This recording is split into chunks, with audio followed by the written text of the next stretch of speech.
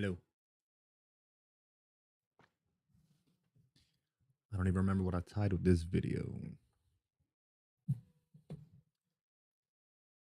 This will be the video where I go through and clip out pieces to make into shorts. As soon as I said that, I didn't feel like doing it. So I'm going to treat this video as if it's not a live stream, and I'm just going to start going through in a minute. I'll probably just sit here for a second. I got the other scene set up. I plan on, I don't know if I'm supposed to say what site this is. It's on icebreakersideas.com. And it just has a bunch of philosophical questions. And I am going to go through and dig into each one of them. I am not digging into these questions in the attempt to give satisfying answers to the questions. I am trying to show a pattern.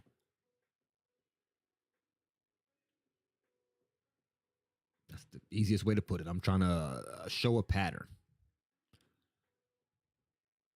Weird urge. I got the urge to start this video over. I never feel that in my live streams, but the idea of doing this like a video makes me want to start it over. It's weird doing a live stream and not talking to anyone.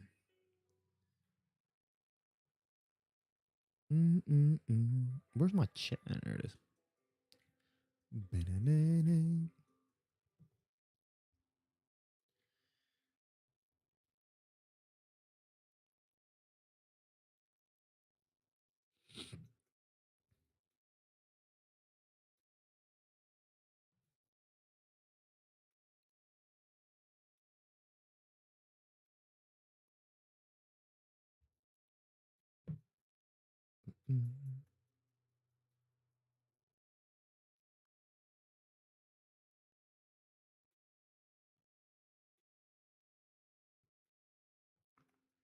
That's too big. Take that down. Too big.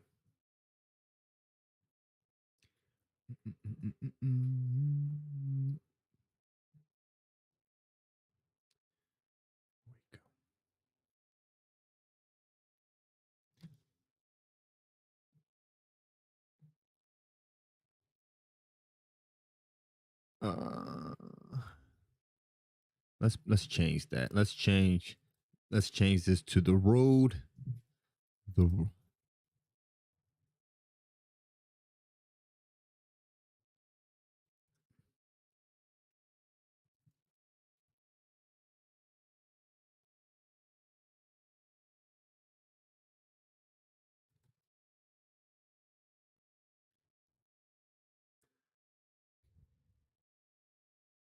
spell right? I don't feel like it is.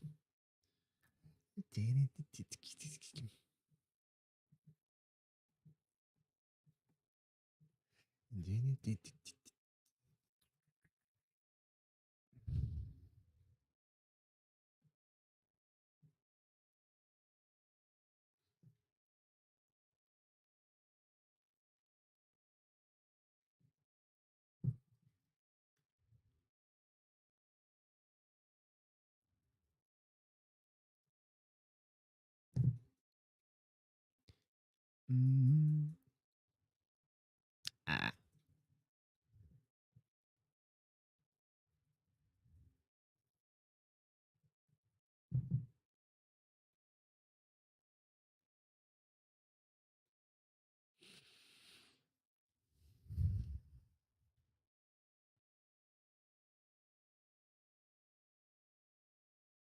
All right, shit. Let's get started.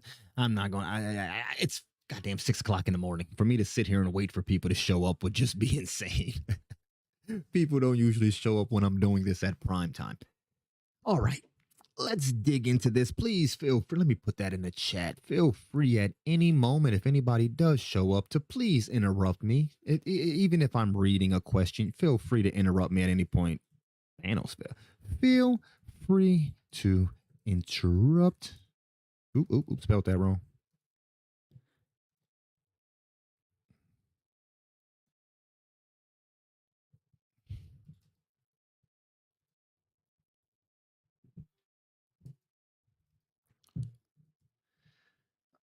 I believe philosophy is being done wrong at the moment, and I took a while to try to find as many philosophical questions as I could. And there's many, many, many sites. If anybody has any suggestions for a different batch of questions, please let me know. But all of the questions seem to be the same.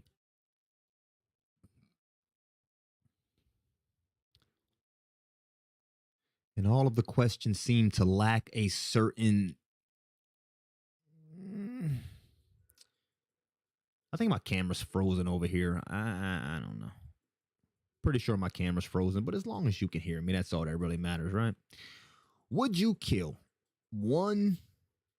Read it wrong already. Would you kill 10 people to save one? Now, I have answered a lot of these questions already, and a lot of what I'm saying will be a repeat, but hey, we can't do 1,000 philosophical questions without some repeats. Would you kill 10 people to save one? You'll notice a pattern as I answer these questions, and that's that I need context to any question. If we were to answer a question without questioning the context of it, that's not wisdom. That would be the opposite of wisdom. We are drifting into a pop culture point where philosophy is almost no more. Philosophy nowadays seems to just be an academic study. Would you kill 10 people to save one? What I mean by that whole rant is which 10 people? Are there people out there that would say the life of 10 murderers is not worth the life of a baby? So, again, context. Which people? Which one am I saving? Or are we going to, if we were to gather 10 terminally ill patients and ask them if they believe their life being traded for the life of a healthy child was worth it, most of them would agree. Now, of course, the question isn't actually saying that. The question is saying very little. But what I am trying to point out is if we instantly answer this question without context, we're not really seeking any deeper understanding. What we're really doing is answering from a place of pure unconscious emotion. And we want to be careful with that because these traps are what lead to unhappy lives. Is there such a thing as free will? Again, yeah, Nick. My screen only works here, so I really don't know. I don't know if I should just take the camera off the other one to get rid of the confusion, but every time I switch over here, the camera's frozen. I don't know how to fix it, pause it and unpause it, but I don't even think that'll. I'd have to go into it and click it and mess with it to make it. It's not worth all that. Yeah, I mean, deactivate it and activate it again. See, it'll pop back on, but then when I switch over to this one will be frozen. I don't think my computer's powerful enough to handle half the shit that I'm trying to do. So I'm going to deactivate this one, activate this one, because I would rather this one be moving than the other one. This is going to be the first video that I go through and chop up and put on TikTok shorts and all of that.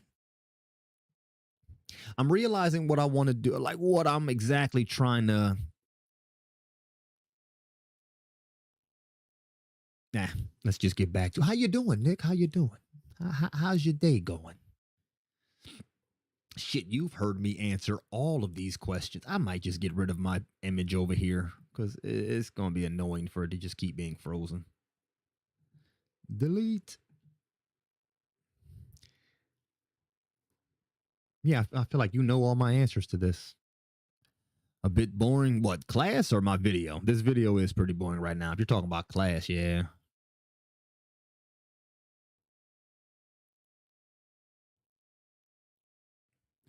Oh, you fine, you fine. I need to go through these damn questions and answer these like I'm supposed to. Or answer these so I can clip them through. I doubt I'm going to clip through and make fucking 400 goddamn videos.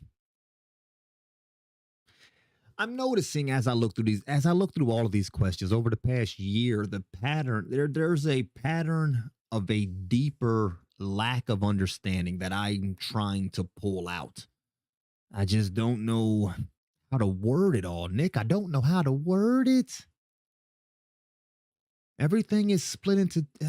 Is there a such thing as free will? Of course, there is a such thing as free will, but like I'm going to say with almost all of these questions, we need to define what it is when someone says free will. The free will to do what? Are you free to think what you want to think? Yes. But are your thoughts influenced by everything around you?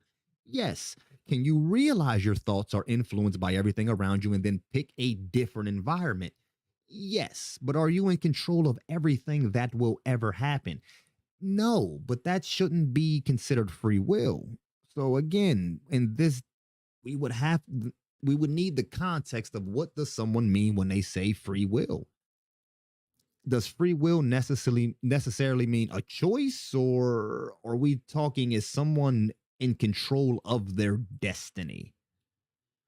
Most of the philosophical questions that I run into, all of the philosophical questions that I run into, don't really seem to seek a better way of doing anything.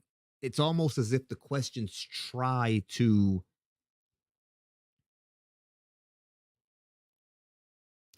be deep as opposed to actually usable. It all seems to be half of one thing. But I'll keep going. A pattern will emerge over 1,000 questions. It'll all link together. It'll all tie together. Just give me 1,000 questions. How do you know that God exists? God doesn't exist. How do you know that God does or does not exist? How do you know if it's going to rain tomorrow? How do you know if you're going to fall in love? How do you know? Again, the best lie is a half truth. The best brainwashing is for someone to half understand something, especially if it's a half truth. So when we say, how do you know God exists? We would have to, again, dig into the context. What do you really know? Most people, you don't know anything. You don't know if you're going to be alive tomorrow, let alone if what you may define as God exists. Why do you need, how do I know you love me? That is a much simpler question with the same cognition to it. It has the same basis to it. How do I know you love me? The answer to that is the same as how do you know God exists? It's not meant to be answered. Well, I know you love me because there's no answer to that. There's no proper answer to that. Either you feel it or you don't. And then again, what do you feel? What do you mean by God? That has to be answered. If we are going to answer these questions, but our understanding on what we're talking about isn't in line, then there's no mutual understanding that can be had. What is the meaning of life? I've been asking myself this question, and I've been asking again the other half of it. Let's look at animal life. What is the meaning of a life of a dog? That almost sounds ridiculous. What is the meaning of a life of a fish? What is the meaning of a tree? What is the meaning of an ocean? What is the meaning of a sunset? None of these things have meaning. So let's dig into what is a meaning. A meaning is something a human gives. Okay, so what is the meaning of life? That's up to you. There is no meaning without you giving a meaning. Now, that is not to say nothing means anything, because again, we are taking the word meaning and making it mean something else. Sorry for constantly using the whole thing. Oh, baby, baby. It is a wild world. It's a damn wild world, babe. B.O. Wolf. I'm gonna just call you Wolf. It ain't easy out here. It ain't easy. I'm doing my part. I'm trying to do my part, Wolf. I'm trying to do my part. I'm trying to correct philosophy right now. Philosophy's all wrong. Philosophers don't exist anymore. They're all gone. I can't find any. Is there a such thing as absolute morality? Let's dig into that question. Is there a such thing as absolute morality? Now, when we say that, we're saying, can morality exist without context? No, because your morals don't match their morals, and they're not wrong for having their own set of morals. Morals are an agreed upon contract, so to speak, amongst the society that you live in. For a prop, that's all morals are. Morals are just what your society agreed is quote unquote good, but morals change over time based off the society. So is there's nothing that's absolutely moral in every way. This urge to wrap it up, just finish the thought, is comes from an urge to be comfortable amongst humans. You know, if you're trying to teach someone how to do something and they keep saying, okay, so all I got to do, no. If I'm trying to teach you how to fight, now I can't fight, but I'm like, hold your hands. So all I got to do is hold my hands and I'll win. Well, no, you got to learn how to dodge. So if I learn how to dodge, then I'll win. Well, no, you got. So what's the best punch I can do? What? That's not how it works. If you're going to fight someone and you ask, what is the best punch I can do?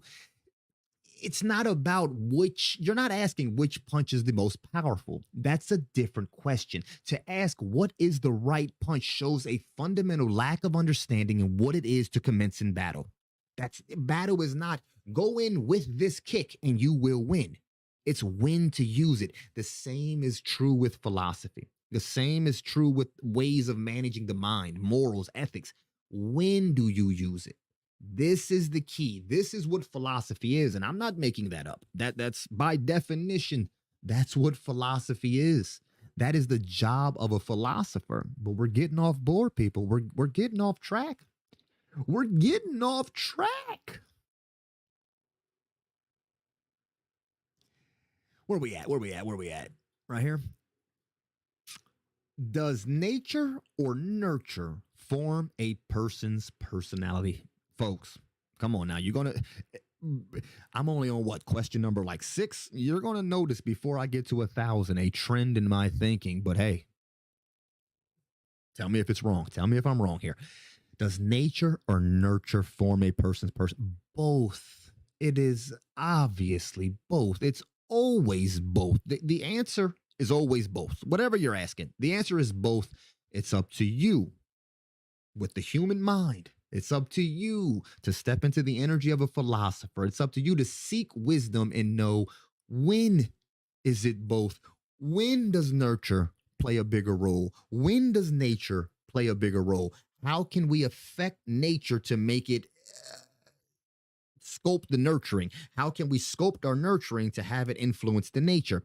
That is all in our hands. But if we say, oh, it's nurture, well, now we have nothing. Now we don't have to worry about the nature. If we say, oh, it's nature, now we don't have to worry about the nurture. If we just say, oh, it's both, now we just pick whatever we want. We have to understand not only both, but how they influence both and when we do both. But the person's personality undoubtedly comes from both nature and nurture.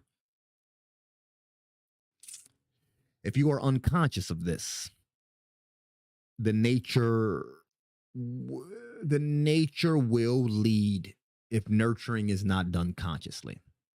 If the nurturer does not understand the immense responsibility of what it is to mold a child's energy, you're going to have a problem.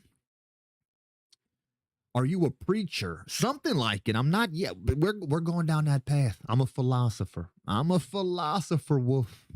And I do love questions. So if at any point I'm saying something and you want to jump in with a different question, it could be a personal question, relationship, spiritual, ethical, more, any question.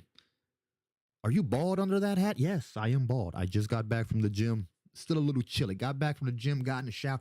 No questions out of line. No question is out of line. We will seek. We will dig. All right. What is freedom? Is true freedom possible? Folks, be careful anytime you see the word true to emphasize something. Okay, true hatred, true love, true freedom. Stop it. Stop it. It's either love or it's not. It's either freedom or it's not. Now, does love have context? Yes, yes. Are there many? Yes, yes, of course. But to add true is an unconscious attempt to make unhealthy love still a valuable point of love, and it's not. It's not. So, what is freedom? Freedom is the only freedom is freedom of mind. Freedom of mind is freedom. But then there's also a physical freedom. Physical freedom doesn't really need to be defined. Are you free to move about? That would be physical freedom. But what they're really getting at here would be mental freedom. What is mental freedom? Mental freedom is you being allowed to feel and think what you want. That is mental freedom. Is true freedom possible? Now, what do they mean when they say that? What do they mean? What is the difference between freedom and true freedom? With freedom, we understand we have control of what we think. We influence our environments. But with wisdom, we can accept, even with the control we do have, there is still an unfathomable amount of things that are out of your control. It's the serenity prayer. God grant me the serenity to accept the things I cannot change, the courage to change the things I can, and the wisdom to know the difference. Wisdom is knowing the difference between the things you can change, the things you cannot change, being at peace with the things you cannot change, and having the courage to change the things you can. This is wisdom. Is true freedom possible? Is it possible to be true without, is it possible to be free without a struggle? That's what they mean when they say true. No. Just like when they say true love, what they're really saying is it possible to have love with no work? No. No, because that's not love. Freedom without work, it's not freedom. That's not, you're thinking of something different. Can we know happiness without sadness? Yes, but your happiness will be unbalanced. You can know anything without the other side, but it will be unbalanced. So, how much you actually, we would dig into what do you mean by no? Do you truly know the spectrum of happiness without sadness? No, you do not. No, you do not. But I do not believe happiness can exist without sadness. One of the first things you do when you enter this world as a baby is cry. Sadness is a part of it all, just like happiness is a part of it all. The key is to not take it personal. Babies spend most of their day sleeping and crying. These are the signs of a depressed person. But babies aren't depressed. No baby is depressed, but they do a lot of depressed people shit. The difference is when a baby cries, the baby doesn't take it crying personal. When we have shitty thoughts, now I'm not talking about clinical depression. I'm just talking about feeling a little bit down on yourself. When we start to have negative thoughts, dark thoughts, we not only have to feel the effect of the thought, we also take the thought personal. This adds another layer on top of the thought. And like I said, I can dig into anything I'm talking about. I just got 1,000 goddamn questions to answer. Can we understand good without evil? We got to be very careful with the good and evil thing. Before we even try to understand good without evil, sorry. Before we even attempt to understand good without evil, let's first understand what is good and evil. Do we understand that good and evil can be and should be likened to that of a car battery? If we lift the hood of a traditional car up, the battery has a positive terminal and a negative terminal, not a good terminal and a bad terminal, a positive terminal and a negative terminal. The positive, it's not against you. It's not for you. The negative is not against you. It's not for you. These are the opposing forces required to make that machine go. This is all of life. This is all of existence. There are cancer cells in our very body, always. There is bacteria, viruses in our body, always. This push and pull of negative and positive is required for life to happen. But when you take the negative personal, when you take the positive personal, you're missing a huge chunk of what it all is. So can we understand good without evil? Let's first understand what is the necessity of calling things good and calling things evil. And then we can take that right back to without balance of anything, you're not going to understand it.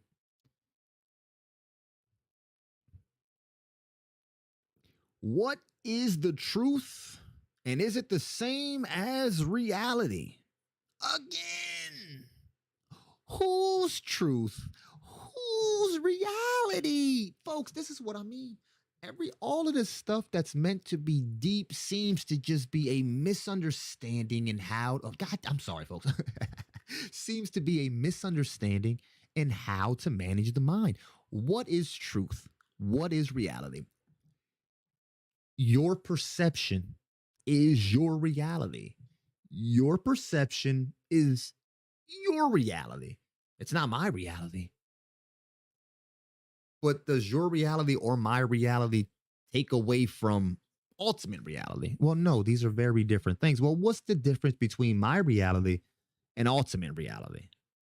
This is another this is the question that should be asked. So, is truth and reality is would be dependent off of whose reality are we talking about? What type of truth are we talking about? Truths change. Does reality change? Well, our subjective reality can change. Does objective reality change?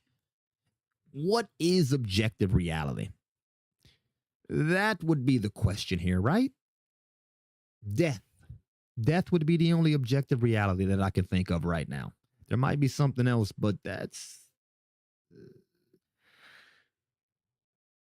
not even satisfied with that answer. I'm not satisfied with that answer. Maybe we'll highlight that one and we'll come back. We got 1,000 questions. I'm sure I'll find another question that'll make me remember that I wanted to re-ask that question. Oh, oh, oh. Wait, are these the same? These are the same thing. A lot of these questions are the same thing. This one right here is the same as what was. See, this is what I'm talking about, people. None of this. Let me just keep answering. Shut the hell up, Anthony. Shut up, Anthony. Just keep answering the damn questions. Is there a such thing as truth? Or is truth relative? Let's ask a better question. Is there a such thing as individual truths? Yes. Is there a such thing as an objective truth? Yes. Is there a such thing? All of that. All of that. It's always both. Is this an Alcoholics Anonymous thing? No, this is a philosopher grasping at straws. I'm trying to find the best way I can to display the fact that who said God is dead? I think I'm going to be the philosopher that says philosophy is dead. Wisdom doesn't seem to be a thing anymore. Woof. I can't find it online. I look for it, but anytime I look up philosophical topics, I can't find anything. When I get on YouTube and Google philosophers or I look up mental health, if I look up anything in the realm of managing the mindset, it's all wrong, which is making me feel crazy. If I'm crazy, I need to know. If I'm just a narcissist or dealing with thoughts of grandeur, I need to know. But I truly feel like everyone is wrong. Not about everything. Not about everything. Jesus Christ, no. There's fucking geniuses out there that know more than I can fathom. But when it comes to the philosophical pursuit of wisdom, how to field philosophical questions, how to everybody that I find online seems to be wrong. Now, if you got some links you can share, I would love to check it out. I'll even pull it up right now and review it. But I can't find it. And I don't believe I'm not a one of one. There's no goddamn way, Wolf. There's no way I am the only. I'm not. I refuse to believe that. But I can't find anyone else. I can't find anyone else, Wolf. I can't find any goddamn body else.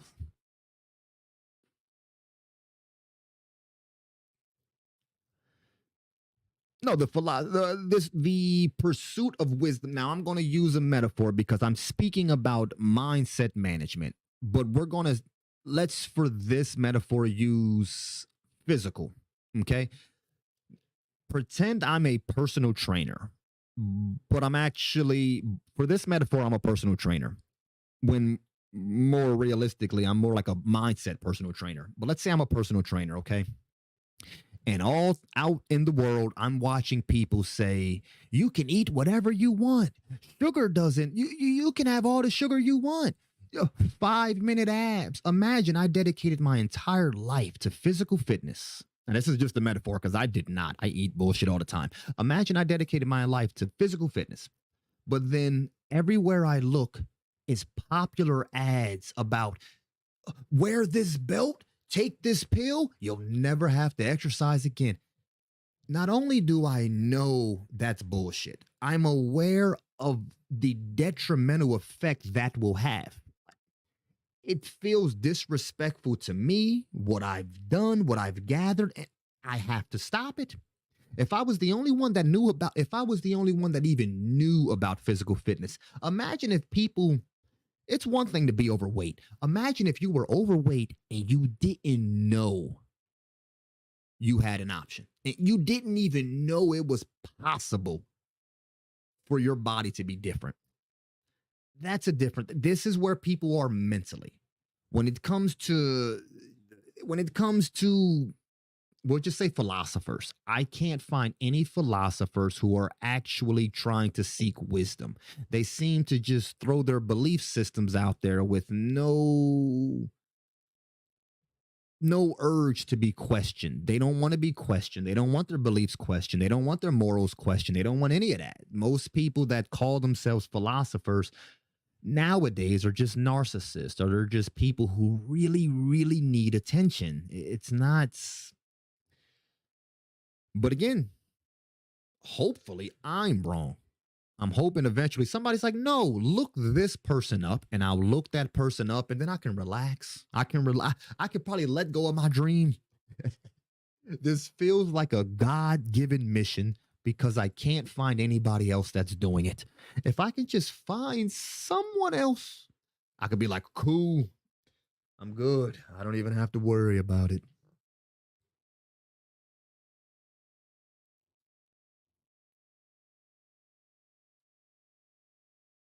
But again, Wolf, if I sound like I'm full of shit, please question me. If I sound like I'm a narcissist, please ask me questions to verify that. I love questions, baby. I love it.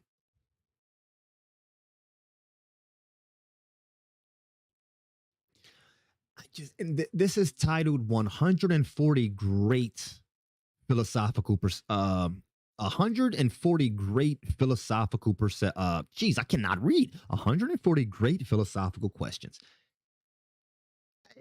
Wolf, none of it matters until I can get it out there, baby. I got to get it all out there. And I need more questions.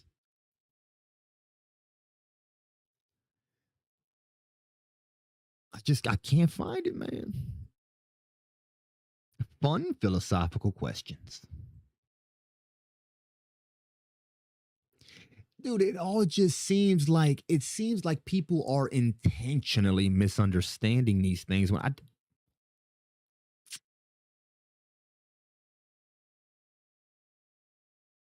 But at the same time, Wolf, if I'm going around telling people that their way of thinking is wrong, that's going to get me killed. Am I religious? I wouldn't really call myself, dude, I hate this response. I hate this response. And I feel like you already know what I'm going to say. I'm not religious. I'm spiritual. I hate that response, but that is my response. What do I mean when I say that? Religious people are spiritual people who chose to group together. Let me rephrase that. Religious people traditionally should be people who had a spiritual experience and then decided to band together in agreement of what that experience was. A spiritual seeker feels the same experience, but instead of saying it was this, they spend their life on that path. They spend their life trying to just strengthen and experience more of that connection. I think the only difference is a religious person will tell you what that connection is and that those people are wrong about what the connection is. A spiritual person shouldn't use as many labels.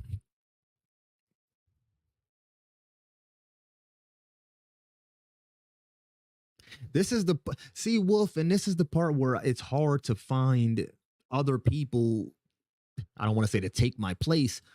Most people started off religious but then changed. That in itself is going to play so deeply into your mindset because I've noticed people that grew up with religion and then decided that wasn't the path they also throw out all of the beauty that comes with religion. It's a tricky game. It's a tricky game, Wolf.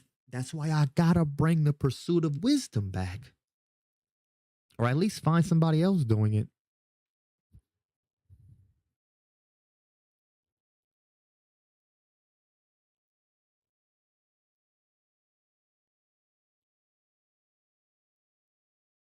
Oh, Wolf.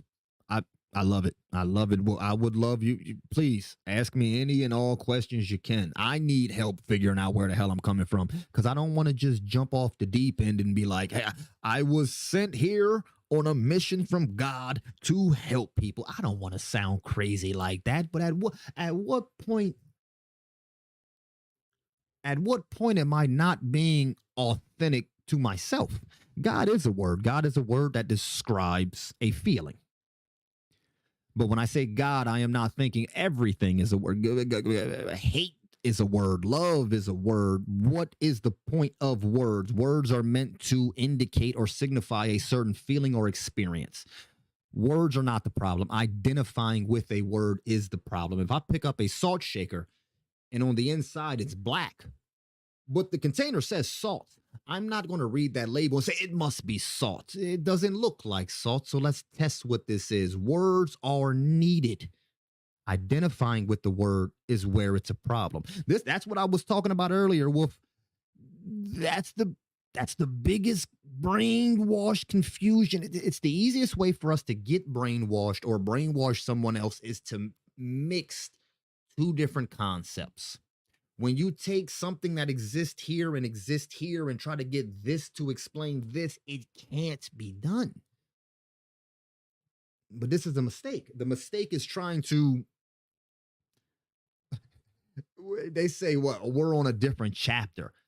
We're trying to figure out which chapter each other's on, but we're actually reading different books. And that's, where was I?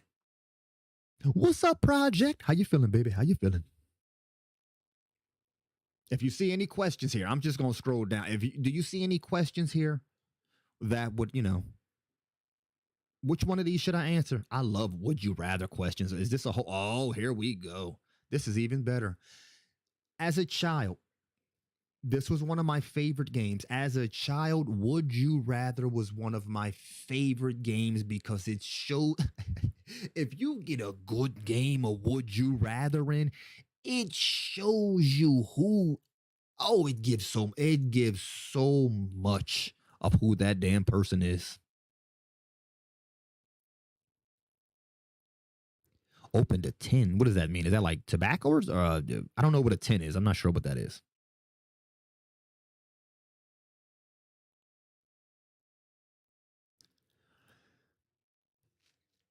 Um, that would Wolf. Wolf. Do you know? Imagine when you're with like a friend or a loved one, or even shit, even a stranger. Sometimes, imagine you just took a bite of I don't know. I don't know what you eat. What do you eat? Spaghetti. I don't. You're eating spaghetti, and you or a burger. I don't know what you're eating. Let's say you're eating something and it is the best you've ever had. Did you know that urge where you're like, hey, try this, and you want someone else to try that food so they can feel what you just felt? That's how I feel in life.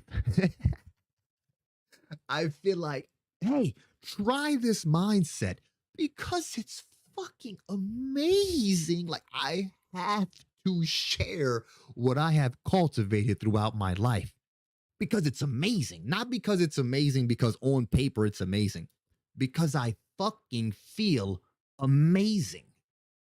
Like, that's it's overall. Don't get me wrong. I still have my low times. Of course I do. Of course I do. I was thinking of cookies. Cookies and beer. Are you a psychic? I'm eating spaghetti right now. I am not a psychic. I am not a psychic. Just a philosopher. And I don't know what the hell made me think of spaghetti either. I don't know.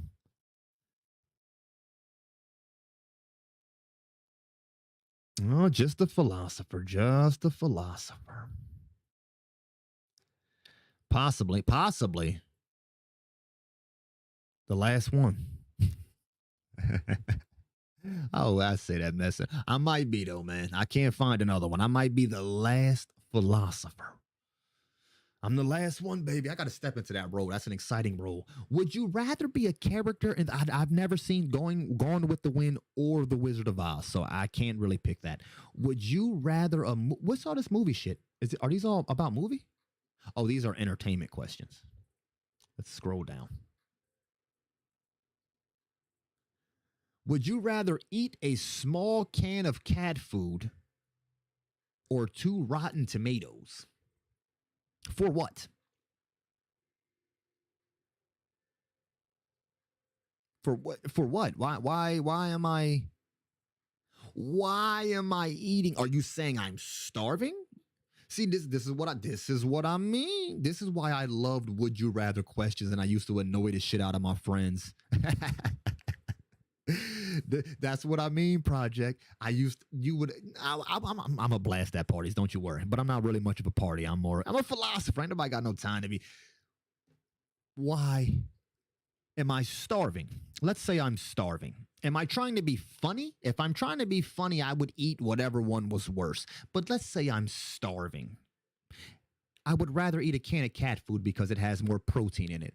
Would you rather questions are meant to make you be like, ugh. But if you really give them thoughts, there's always, let me take away always. If you give them some thought, there is usually a right answer. There's usually, almost always, there is usually a right answer. 9 times out of 10, a person's emotions will hit them first and they'll give an answer based off of that, as opposed to actually moving the question around in their mind a bit. Would you rather be completely bald or covered from head to toe with hair? Again, oh, I am bald, so I'm guessing when they say completely bald, they mean no hair on your body. Again, when someone says completely bald, they're instantly going to think of their beard and the hair on their head. Outside of that, most people don't give a shit about the rest of their hair. I mean, unless you're a teenager and you're like still excited about your pubes and stuff. But for the most part, you don't really care about these things. So the question is, would you rather be bald and have no beard or covered from head to toe in hair? Anybody that would pick covered from, they're not thinking. You've seen bald people in your life. You've seen plenty of bald people. You didn't really check their arms to see if they had body hair, but you've seen plenty of bald people. You've never seen a human covered from head to toe in hair. On my lips, on my tongue. Come on, who people? Why would you pick to be covered from head to toe in hair? You would stand out, and they don't even go together. One of them is simply being insecure about being bald. The other one, it's would you rather stand out and never fit in anywhere? Would you rather give up philosophy or your favorite vice? Now, when you say give up philosophy, project, you really have to help me understand that. Do you mean give up philosophically digging into it? I couldn't. This is the way I think. When I, since childhood, if I wasn't speaking out loud, my thoughts still sound like this. When I am thinking in my head, I am thinking just like this. I am thinking as if I am giving a speech. This is how, when I do something foolish, I go into a speech in my head, giving a speech to myself. So I really can't imagine life without me. I would have to be brain dead to not dig into a concept. When someone walks up to me and say, "Hey, how are you doing?" But they usually say hello, I can't help but to wonder, why are they asking me how I'm doing? Chances are when someone asks you how you're doing, what they really want is for you to ask them how they're doing. And I've noticed that this person has said hello to me almost every day. But today they asked me how I'm doing. So first, let me examine my face. Am I giving off a sad or maybe unusual energy? No, I seem fine today. So what would be the reason this person added something that was outside of the normal? Dude, my brain, oh, I can't turn that off. I could not turn that off. Have you ever tried ginseng? When I was a child, the tea, that's like a tea, right? I had it when I was a child, but that was before my taste buds fully developed.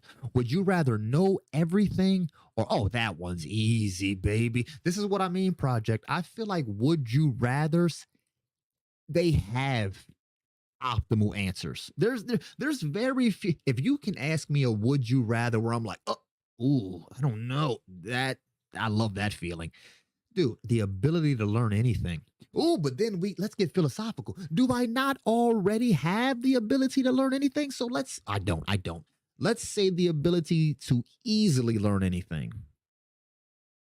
Would I rather know everything or have the ability to easily learn anything? I would much rather have the ability to easily learn anything because that journey of learning would bring so much joy. What takes away from the journey of learning and progression is that feeling that you're not progressing.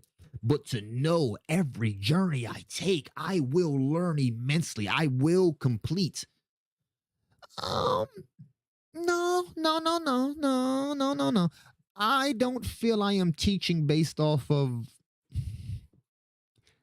I'm not giving too many answers as far as like to know everything. If I knew everything, now, if I knew everything, I feel like we're stepping outside of what it is to be a human. There are certain things where it's like the head to toe covered in hair. I mean, there are hairy people like that. But there's certain things where if you choose that path, you no longer get to be human. If you know everything, why would I give a shit about my kids if I knew everything? If you know everything, it would be hard to make life matter. If you and now when I'm saying everything, dude, I'm thinking I know the alien sex position in the other dimension with the aliens. I know what they're doing. Like, dude, that's too much. To know everything is far, far too much. Are you like a naturally high kind of guy? Well, sometimes I get actually high. Uh, yeah, I had lead poisoning when I was young, so that I think that might have. If you look up what lead poisoning does to a 2-year-old, that you know, I don't know. I don't know. I don't know. Don't get me wrong. My message is always the same. My delivery varies greatly. So when I'm at work, I'm not philosophizing. I work at a warehouse. I hate my goddamn job. I just work. I've had people at my job.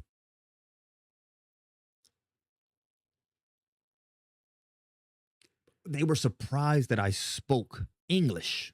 I had people that were like, oh, I didn't know you spoke English because of how little I speak at work.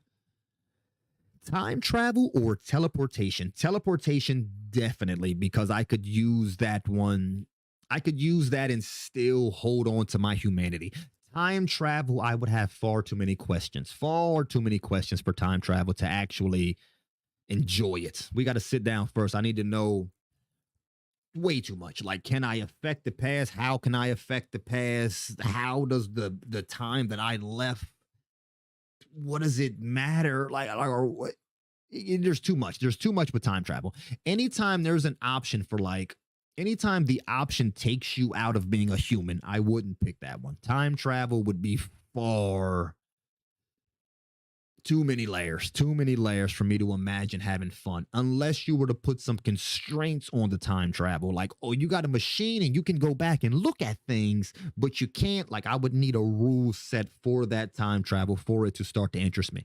Live forever or die instantly. I don't want to die right now, Project, but it would be to die instantly.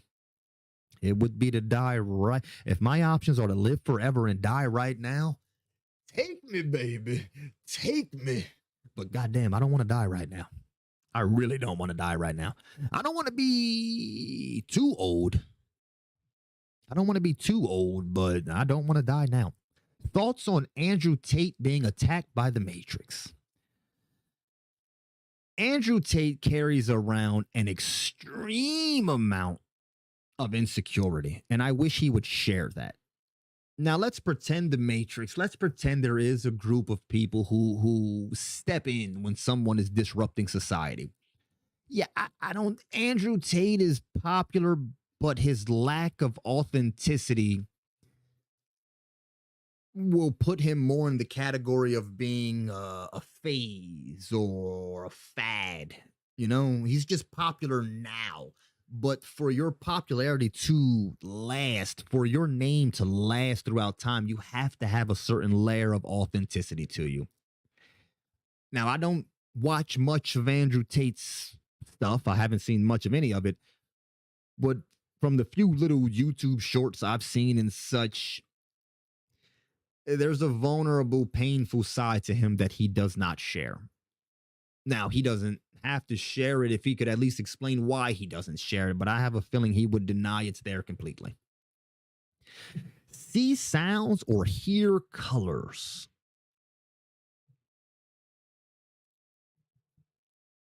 I would much rather see. This is what I mean. This is what I mean, baby. There's always a right answer. It would be much more conducive to a relaxing life, to a life where I'm not dry. You would go insane being able to hear colors because everything has a color.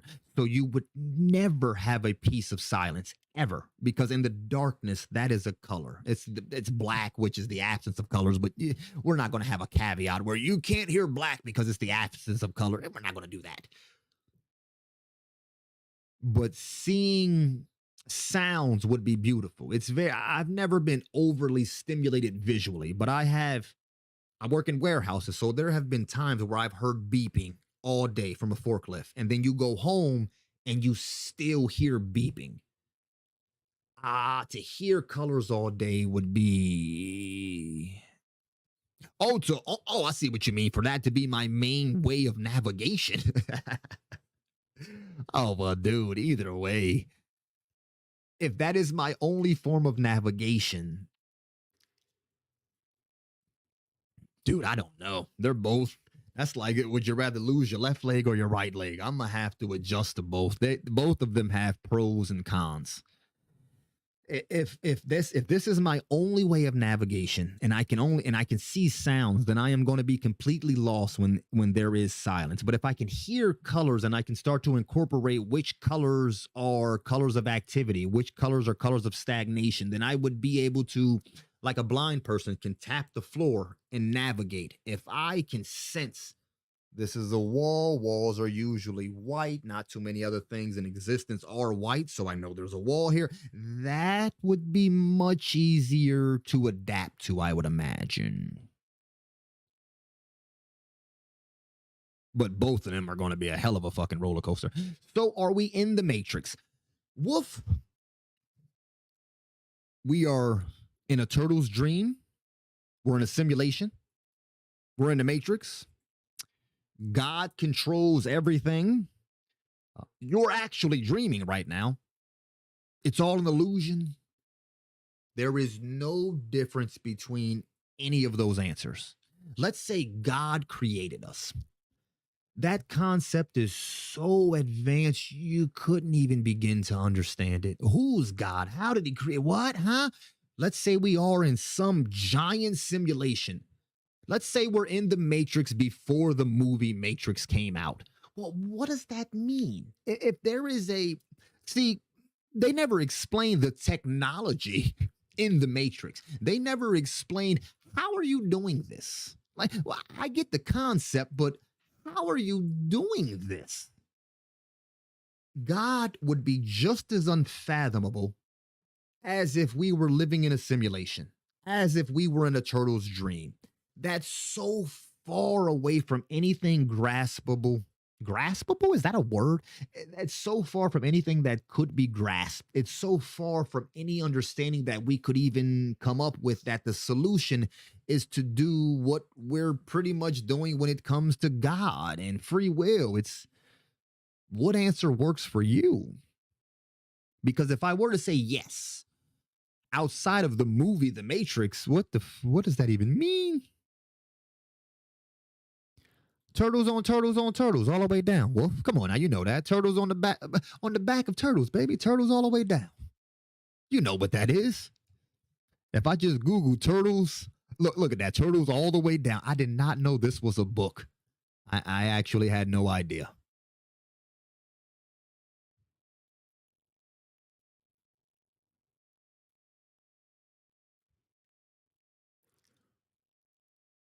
Turtles. This has nothing to do with what I thought it was.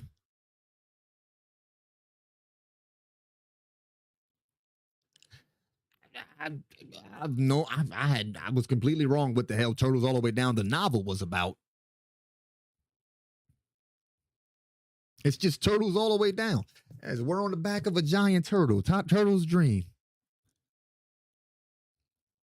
But for me to try to explain a turtle's dream, it'd be the same as me explaining to you what God is. Me just telling you how I interpret the feelings that I can't explain. All the way down. The universe ends when God wakes up.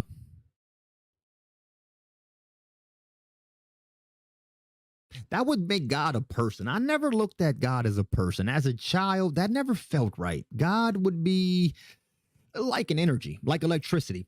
I'm a lamp. You can be a stove, or you can be a refrigerator if you want. You know what? I don't want to be a lamp anymore. I'm gonna be an air condition. I'll be an air condition. You can be a refrigerator. Wolf, you can be. I don't know what you want to be. What you want to be? You could be a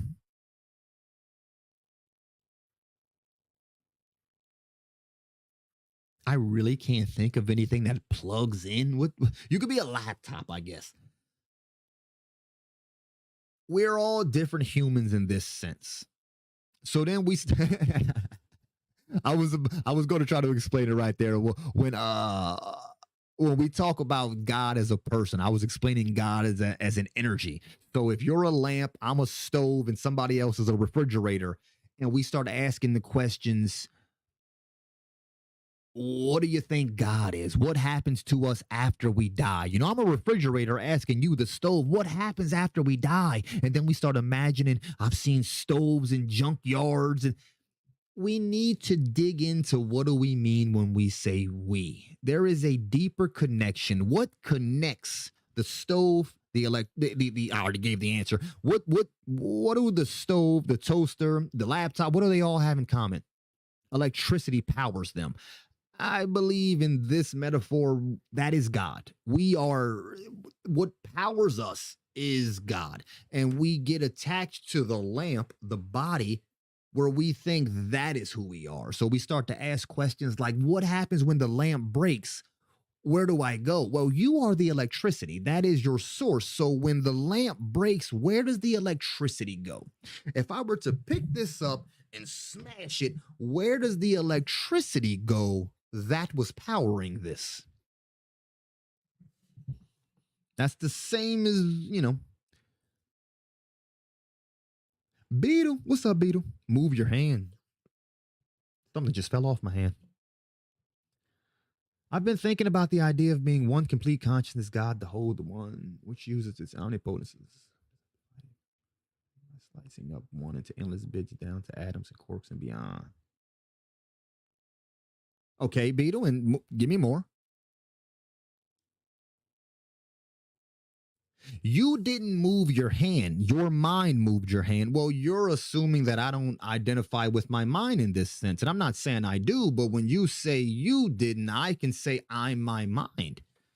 So if I'm my mind, then I did move my hand. My beard getting caught all up in this thing.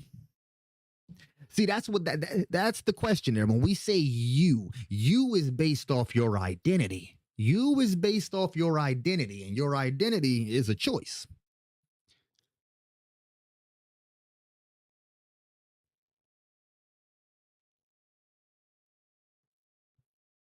You're not the body or the mind, baby. I am not the body. I am not the mind. I am but a reflection, which is a word that we made up, and a mirror is also a word that we made up. And you know where you made those words up? In your mind. The closest identification you have to anything would be the mind. So when you say a reflection, we only understand that concept through the mind. We only understand the concept of the mirror because of the mind. Now, you are not your mind.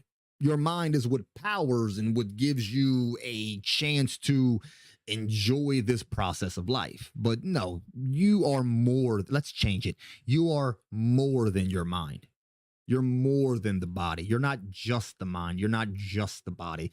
But those are a part of what you consider to be you. It's all math and eventually we recombine.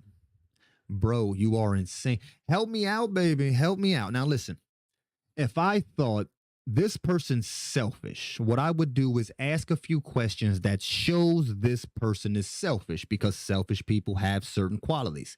If I am insane, what's your name? Tantania? I can't pronounce that. Anna? I'm going to just call you Anna. Anna, if I'm insane, then I would follow certain patterns of insane people.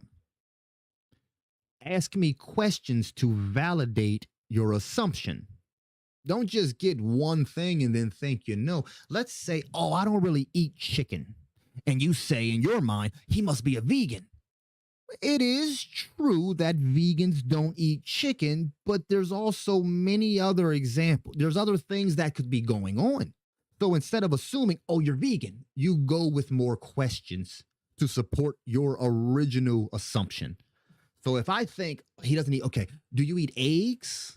No, I don't eat that. Okay. Do you eat? And then I would ask more questions that fit into what a vegan is to verify my assumption. Does that make sense? So please, Anna Roso Boca Doka Doka, verify your assumptions, or at least try to with a few questions.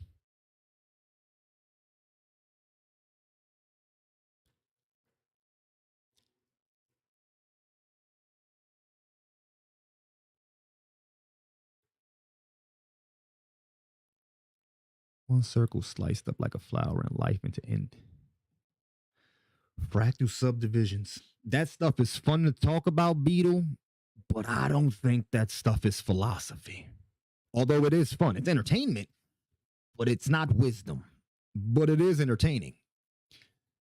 Can wisdom be extracted from what you're saying? Of course. We can philosophize what you're saying. But these type of topics are only entertainment until we start to philosophize on it. Does that make sense, Beetle? Because right now we're just setting up a premise. It's only philosophizing it would be the attempt to understand it. That's what philosophizing would be. Philosophizing is the extraction of wisdom.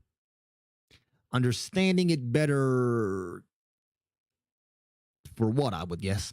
Have you ever spent time in an asylum? That's a damn good question. That's straight to the point. No, I've never spent time in an asylum.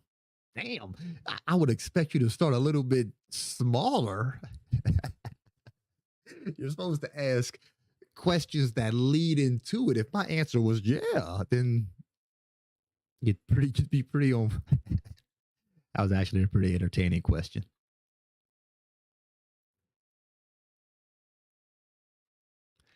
Sagaru talked about the Big Bang with calling it a big roar and everything.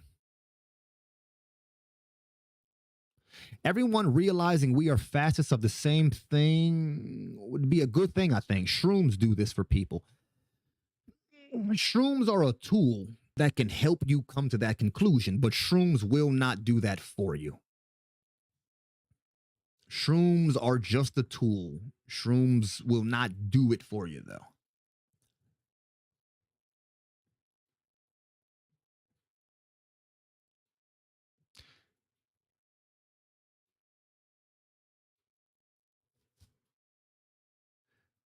But no, don't get me. Nah, that's see. But I was saying shrooms are a tool. Shrooms are a tool. Well, we all come from the same starting point, but the starting point doesn't matter.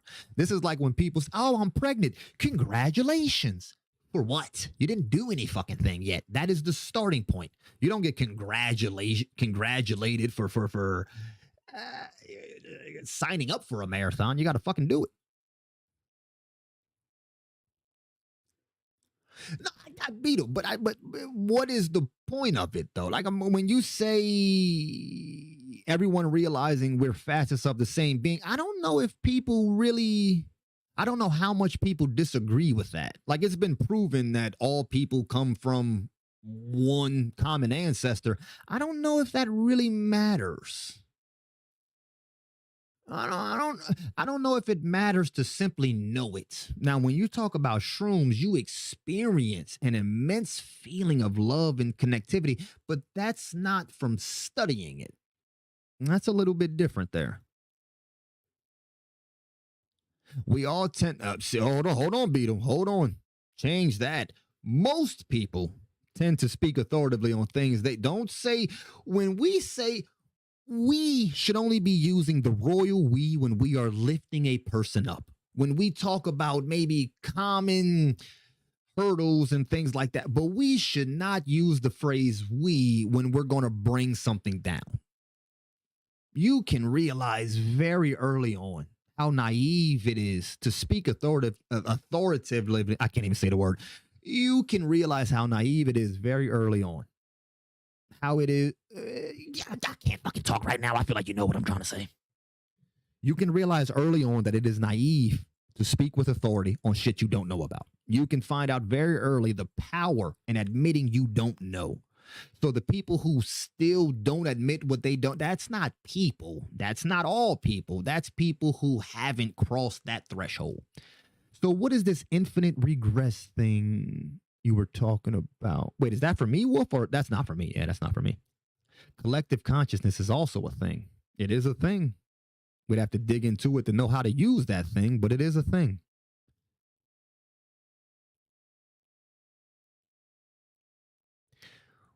We do it back and forth and call it argue. Well, Beto, again, when you say we, what do you mean? Because to say it's this, we got to dig into this shit because there is people that are right beyond a doubt. There are situations where if you steal from me, there is no if we can go to court and have an argument and it's very clear who is right and who is wrong beyond a shadow of a doubt, but you're referring to arguing about certain esoteric topics. You're not arguing the very concept of right and wrong, but we got to dig into this shit.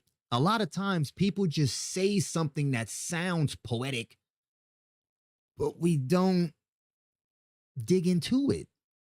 No, all people are flawed. I don't expect extra confident folks. All people are flawed, but when you say that, what does that mean? That's the say.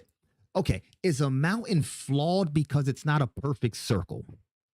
No. So if all humans are flawed, then wouldn't that mean that the flaws that we're talking about aren't flaws? If humans are flawed because they suffer with jealousy, wouldn't that just be being a human so we can sit that aside and then look at the actual flaws that individuals have that we can work on? Too often we say humans, blah, blah, blah, animal nature, and we name the serenity prayer. God, grant me the serenity to accept the things I cannot change, the courage to change the things I can, and the wisdom to know the difference. That is wisdom. That's the definition of wisdom in action. I'm gonna say it again. Grant me the serenity to accept the things I cannot change, the courage to change the things I can, and the wisdom to know the difference. Why do you need serenity? To accept the things you cannot change? Well, because there are millions of things in life you cannot change, and it can cause immense suffering to you. To let go of things you can't change can bother you forever, and it is a skill, and it's going to require serenity. To have the courage to change the things you can and not just assume there are things you can't change, to not mix them up. This is the mission of humans. This is the whole game. That's the whole game. So if we're doing a back and forth on things that can't be changed, it's a waste of time. It's not philosophy. When we say all people are flawed, if we are talking about the flaws that fit into human nature, it is a waste of time. There are people that are flawed because they hit their children, because they don't exercise, because they don't eat, because they don't spend enough time outside. These are the things we should discuss. The flaws of feeling inadequate when you're that shit don't matter. That is what it is. That we can waste hundreds of millennia arguing about shit that has no solution, while the entire time all of the things we could have controlled are dying by the wayside. I wasn't just saying there. I was. Wait, what? Is that to me project? I don't know if that's, I don't feel like that's for me. I am wrong so much and glad for it. Yes, again, let's dig into it. Wrong about what? Because these are different. Being constantly wrong about people, to constantly get fucked over and lied to from people, you're doing something wrong. So being wrong is beautiful if you learn from being wrong. To constantly make the same mistake, that's not okay. That is not okay. We like all people. That's not an all people thing, though, because it's not all people. So what you're actually doing is unconsciously project, and I say unconsciously projecting because all we can do is project. Unconsciously projecting would be the problem. Turtles? No, no. I said I didn't know if it was turtles all the way down. We does not exclude any living person. The premise was we are all one thing. Well, that's not when we had a discussion about we. The discussion about we is when you said we all tend to speak. That the we came up when you said we all tend to speak authoritatively on things that we should be, that we would be uncomfortable admitting we don't know. My whole thing was when we use we shouldn't use it on problems that we could actually solve. We should use we for the things that, for those problems that we can't solve, for those things that, but to speak on things with authority that you don't know what you're talking about is because of your upbringing, not because of human nature. I challenged your use of we right there. I did not challenge your use of we when you were talking about the connectivity of all human life, of all life in general. I said nothing about we at that point.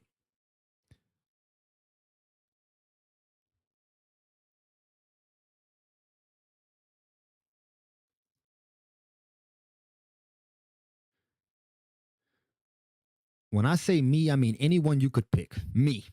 I pick myself. You don't hear me speaking with authority on things that I know nothing about.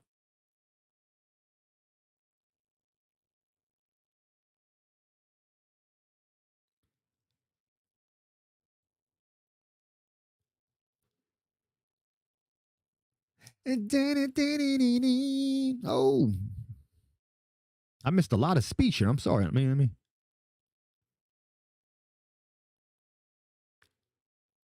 me hold on. I missed a few things here.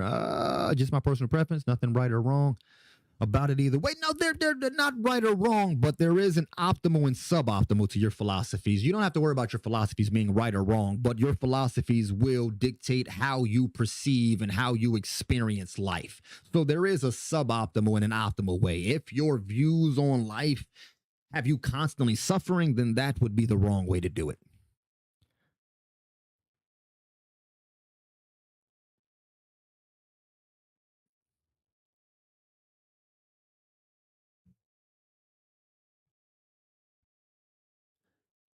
I guess that a person to person uniqueness quality. Yesterday, all of my troubles seemed so far away. Now it looks as though they are here to stay.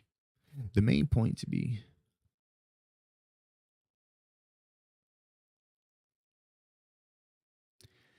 the main point is that it started with one consciousness that is experienced in everyone's consciousness but doesn't know itself yet. Yeah. I believe in yesterday.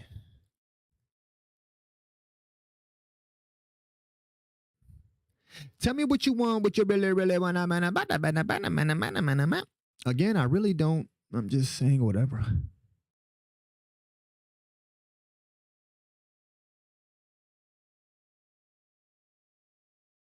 Russia just took another town in Ukraine. Wow. That's amazing how you went from a Spice Girls song to an Eiffel 45 song. Is it 45 or 41? To news about Russia and Ukraine. God damn. Your experience will necessarily be different than mine, but that's the game. My experience isn't important. My experience of the experience is important. That's what's important. This is where the philosophy comes in. This is where the philosopher steps into his power. It's not your experience. It's not anything you experience that matters. It's how you experience your experiences. That's everything. That's all of it, baby.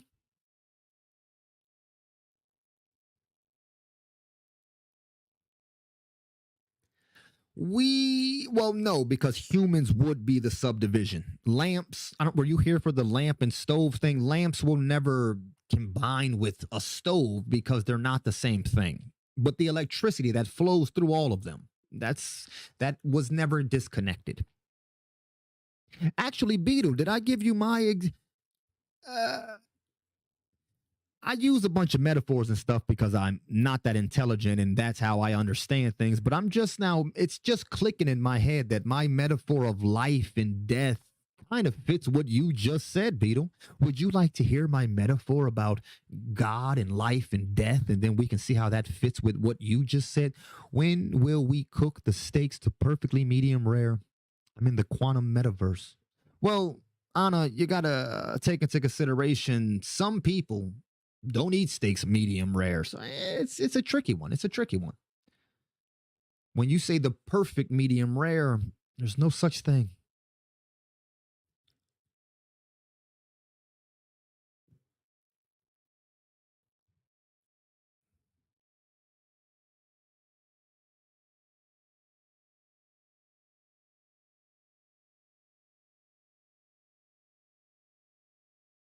But what if a lamp is really a chickpea and we are all really, what's that? Chrysanthemum juice? But what if a lamp is really a chickpea? What if a lamp is really a chickpea?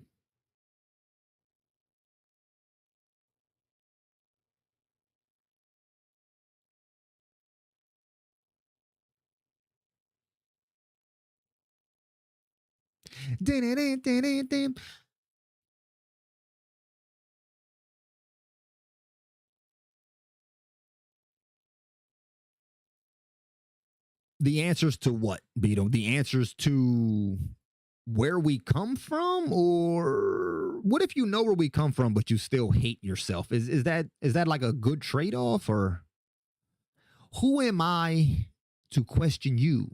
Who are you to answer me? You, I guess I'm a chickpea and you're a lamp. Or you could be the lamp and I'll be the chickpea. Or no, that's what I just said. Or I can be the lamp and you could be the chickpea.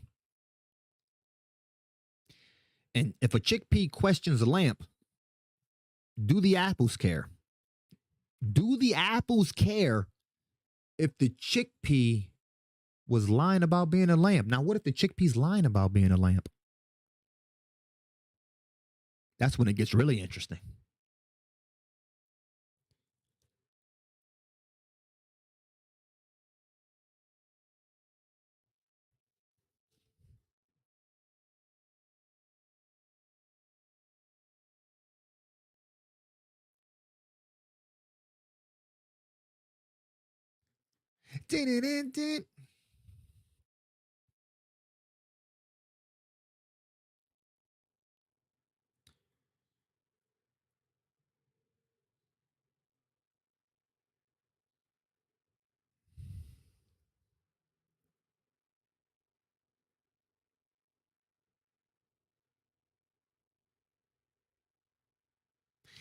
I need some good questions. I need some good questions, people. I need some good questions.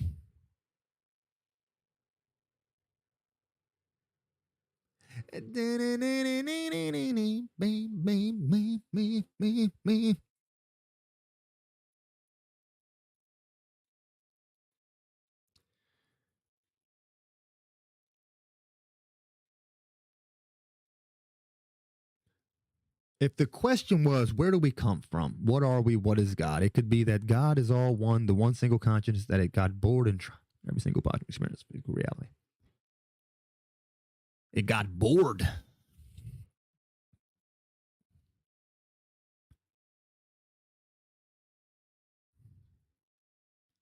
But it had to take wholeness and cut it up into pieces that would practically subdivide forever. I don't really know what to say to these things, Beetle. I don't. I don't know how to use that or how to. I don't know. My ex BB. What is that? I don't know what a BB is. My ex BB. What is that? I don't know what that is.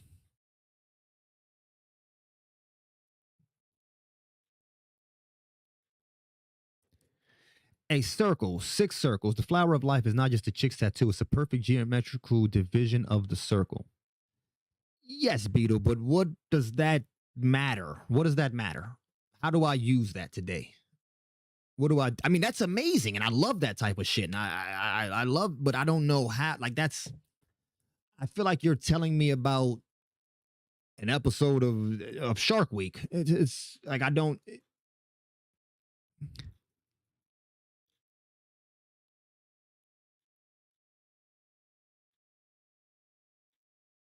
no, don't take my furrowed brow as, I love the questions. You're representing a very popular. I mean, luckily you're doing it lovingly, but the whole thing where when I call myself a philosopher, people instantly come in and they're, what is the quantum? Things like that. Oh, Jesus Christ, that's not what I'm talking about.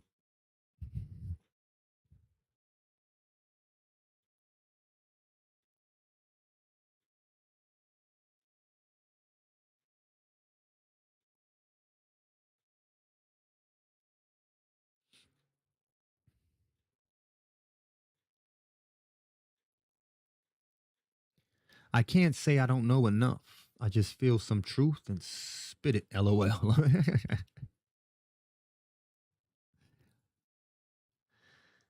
Salt mining. How do you feel about? I got like $4 in my account and two children.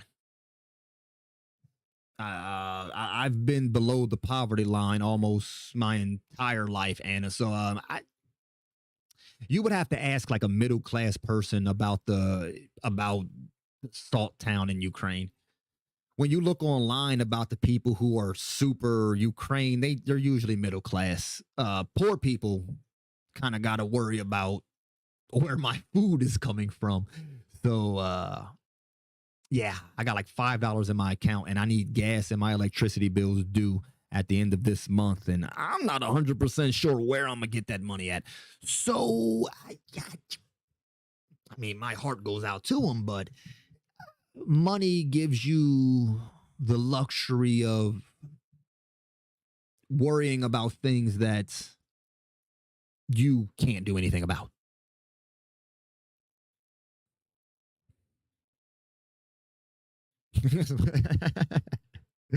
As yeah, I know when I say stuff like that, a lot of people they don't like it. But if you just go back to any movement, whether it be even Black Lives Matter, poor black people didn't give a fuck about that movement. Any movement, it's usually middle class people that, you know, hop on board and we're going to change. Yeah, I had a peanut butter and fucking jelly sandwich for dinner. So, yeah, I don't have the gas to get to the fucking movement, but you guys have fun changing, fixing the world. I'll eat my oatmeal for dinner.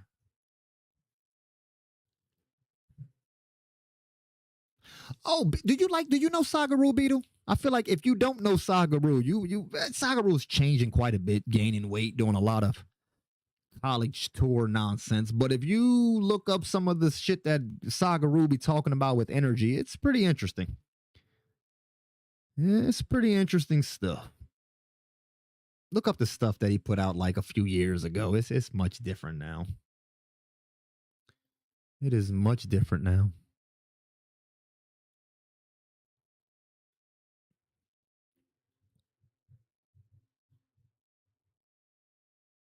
I don't know what all that means, but he talks about that. He talks about all of that vibrational stuff and all of that stuff. Go listen to him. He's fun.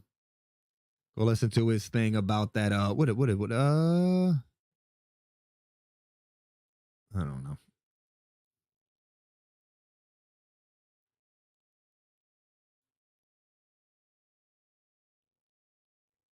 Speaking of food, I'm hungry as hell.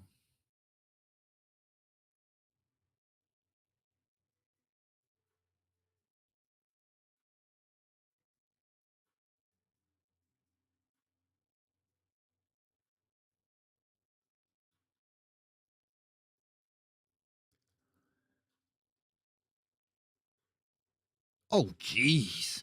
Dude, if we had nothing to do, the depression rates would skyrocket. That's not no. AI is no. That's dude. It's a beautiful thought, but not even if we really give it. Again, that thoughts like that usually come from the middle class. If you were to speak to most people that work in warehouses and I don't yeah. Or at least how many years are you talking about? When you're talking about like the future, if you're talking 1,000 years in the future, I have zero opinions. 1,000 years in the future is going to be either no humans or Star Trek shit. Like 1,000, that's I don't. That's way too far. If you're talking about 100 years or so, AI is not going to rid people. Manual labor is still going to be around in 100 years. 1,000, I don't even know if people are going to be around, but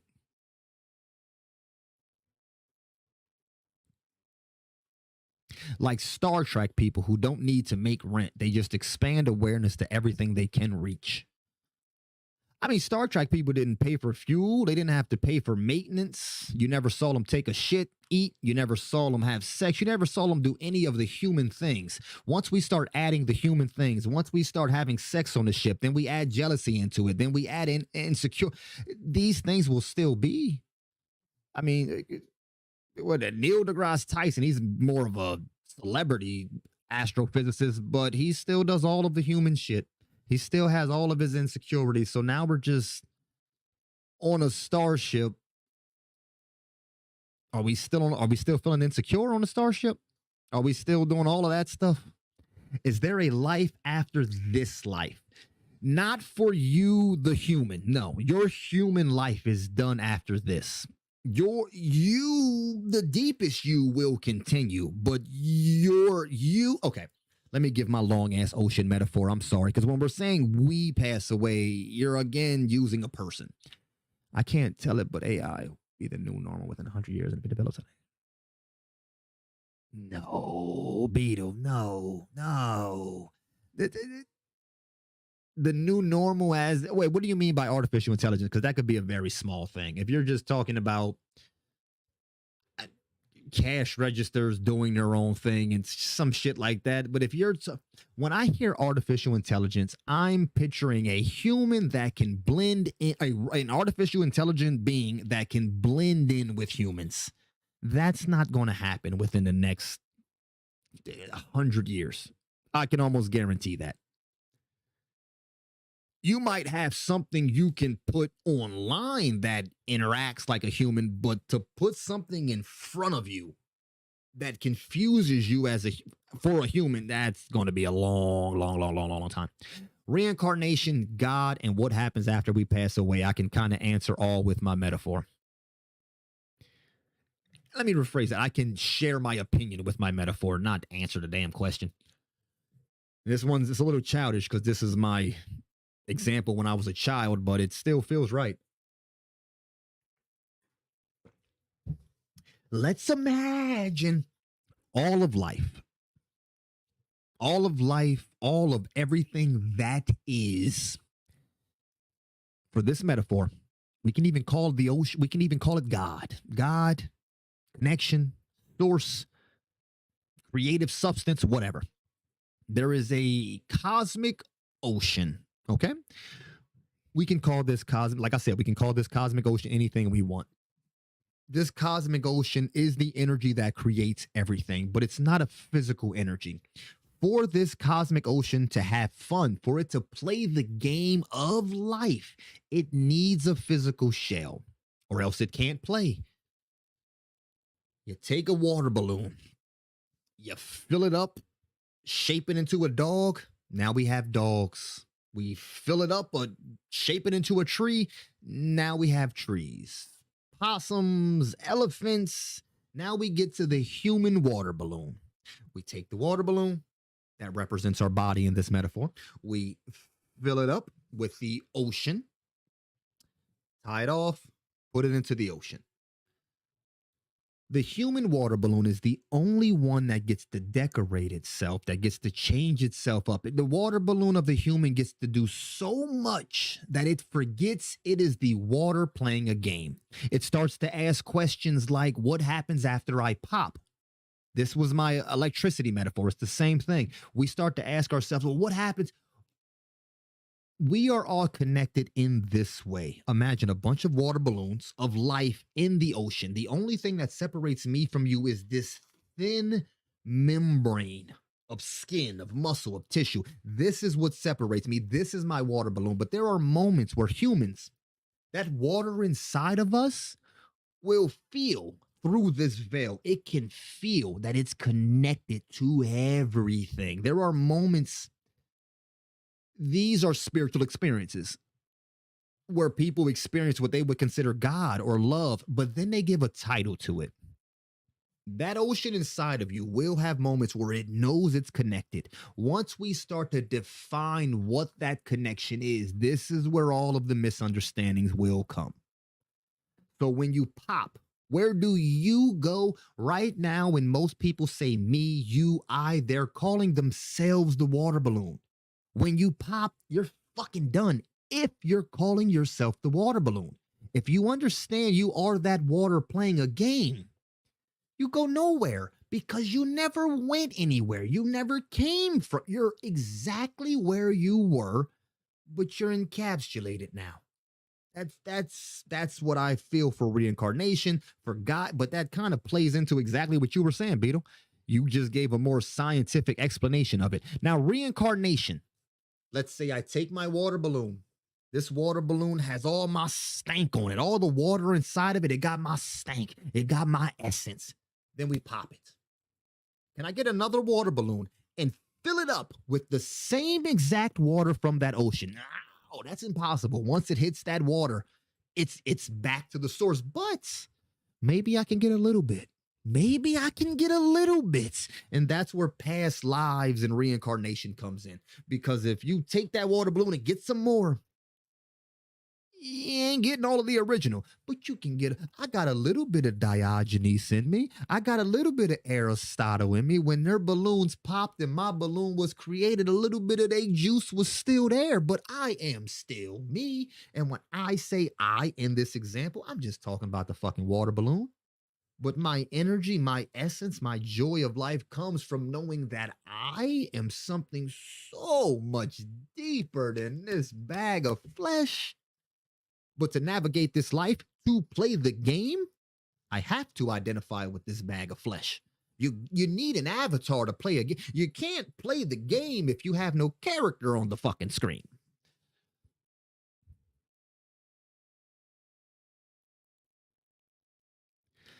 I feel like if AI becomes our voice of authority, as in we trust it because it knows everything we don't. Beetle, I would never trust artificial intelligence as a voice of authority, ever, ever, ever, because it does not know what it's like to be human. You will never create artificial intelligence that truly knows what it's like to be human. Because for humans, there's an immense level of unavoidable suffering that you must navigate. If we program that suffering into AI, then that would be us torturing AI. AI can never have a natural progression of suffering. It would have to be injected into them. That automatically takes them off of any opportunity of understanding what it's like to be a human. Now, AI would be a great voice of authority when it comes to telling us, hey, you're putting out this level of emissions. This will affect the air in this way. This is how these levels, just like any sort of box that tells you like an electrical box, it tells you what's going. That's if AI can get to the point where it's like, you guys are doing too much of this, too much of that, so we can adjust it. But if There's some artificial intelligence that tells people how to live. That's not a good idea. Beetle, why do you want to become one? If being one was worth it, we wouldn't have split up in the first place. You need to, being one means you identify with the ocean. That's it. You identify with that inner ocean. When you truly can feel that that is you, then you are one. But that's only half. You still need to know how to play this game of being a human. And as a human, you are not part of anybody else. You are you. You're alone as a human. But this is where the brainwashing, this is where the confusion comes in. There is always two levels of truth. There's always two levels of truth. We are all one. We are all connected. That is as true can be. But the other side of that truth is you are alone. You are not connected to any fucking body. Whoever you think you're connected to, go up to them and grab their ass. See if that's okay. Just go to them and do whatever you can do to you're not connected to them. That is the truth. But let's not forget that other truth that we just got done talking about. You are undeniably connected to every piece of life, every star out there. There is a web that literally connects you to everything. Understanding these two truths, navigating these two truths, that's enlightenment. That is the point of life, learning how to navigate two truths simultaneously. When we pick a truth, we ignore a truth. You don't want to do that. You don't want to do that.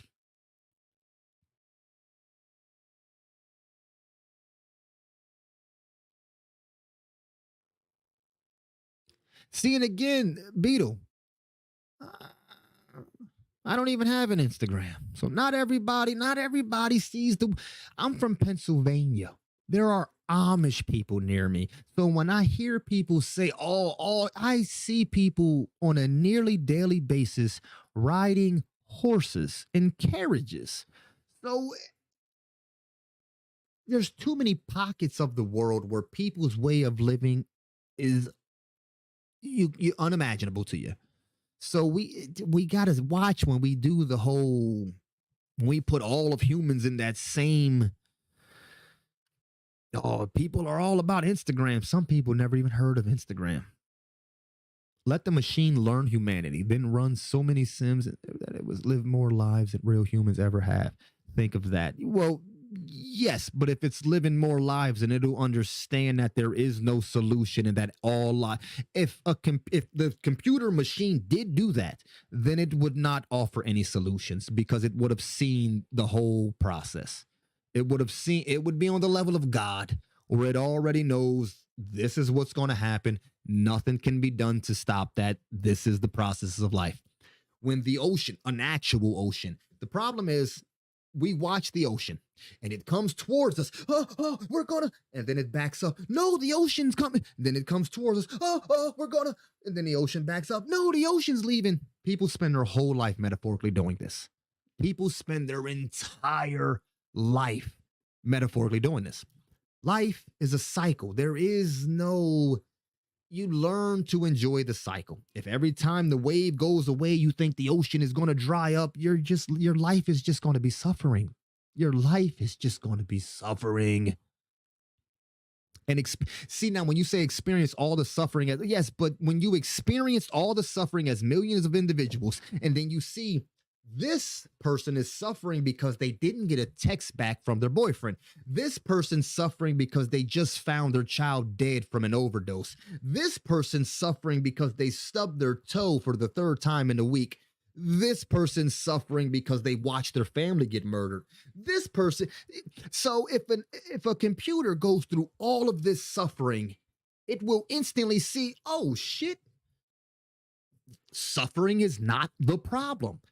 Suffering isn't the problem. The experience is not the problem. Your experience of the experience is the only problem. That's it. There's no problems in life. Just your way of looking at it. My way of the way that it's being looked at is the problem. We fix that, then we can start to actually tweak percentages.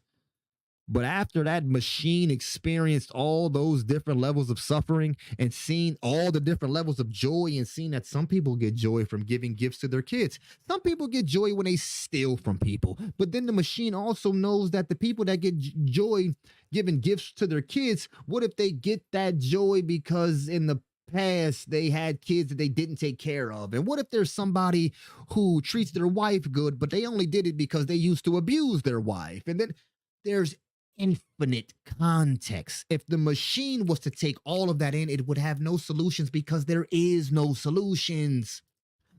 It's in here. It's all in here. It's all in here. What are we doing? Did you get injections? Lip injections? You talking about lip injections? What kind of injections? I don't know what injections you're talking about, man.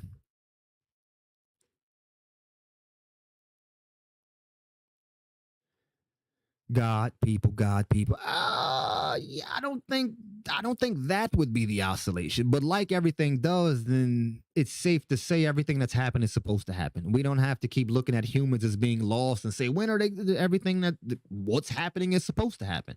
To understand and accept that oscillation means there's nothing to bitch about. Everything that's bad that happens to you is supposed to happen to you. If we're accepting the oscillation like the ocean does, you know,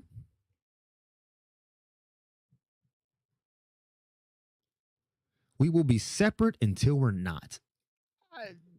When you keep saying we, are you talking about our bodies or the electricity that powers us? Again, we gotta dig into this shit. Did you let the government inject chemical? When I was born, I got a polio vaccination and I got my measles and mumps vaccinations when I was born. I also got a tetanus shot before. I also got a tetanus shot. I'm from PA, and it doesn't stop me from theorizing. The one thing you can count on is an infinite well of doubt and misunderstanding. The one constant we can expect of all these individuals. When I said I was from PA, I'm saying there's Amish people, so people vary greatly. How did that stop me from theorizing, Beetle? I don't. The one thing you can count on is an infinite well of doubt and misunderstanding. From who? Who has this infinite well? Are you saying all humans have infinite wells of self doubt and misunderstanding, or what? No, no, I didn't get that. I didn't get that because I don't try. I'm poor. I just told you I was from a poor black community. I don't give a shit. I don't care. I don't care. No, dude, you're not listening to me now, Beetle. I am not. No, no. I said these stuff. Now I feel like you're not listening to me at all. I said the suffering is not the point. Your experience of the suffering is the point. That's what I'm saying. If I said this person's suffering because their boyfriend broke up with them, but this person's suffering because they saw their family get murdered, does that mean this person shouldn't be suffering? Well, that's what it's about. The suffering is based off of how you experience life. Of course, suffering is essential. If you think I'm saying suffering is bad, you are not listening to anything I'm saying. I'm a little irritated now because I thought we were having a good back and forth, Beetle. If you think I just implied suffering is bad, you're not listening to anything I'm saying. Like, you're not listening to anything I am saying. Anything I am saying. Did you let them put deep inside?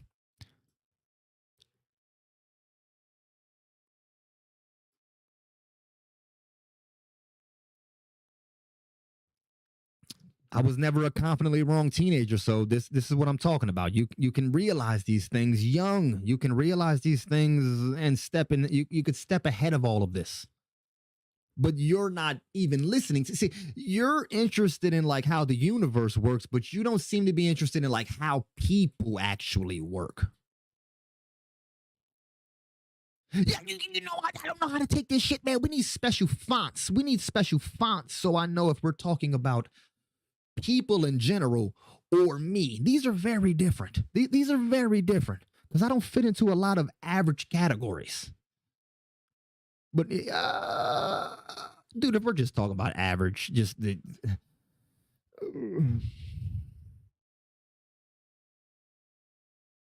if you say AI can't fathom what it is to be human, I disagree. It could be more. See now, Beetle, what does it mean? It could be more human than a human. What does that mean? how? how? How could AI, which is created by a single batch of humans, be more human? Nobody creating AI knows what it's like to be a poor North Korean. Nobody creating AI, let me rephrase that. Probably sub 1% of people creating AI grew up in poor, drug infested communities. So people that are interested and make it to the place where they're creating, they don't understand half of other people. It doesn't. Yeah. How many in history have attained enlightened, and how many are self assured and not understanding and have simple narrative to let them keep going, ignoring? Oh, geez, how many people have attained enlightenment, and how many people are self assured and not understanding? And oh, millions, man.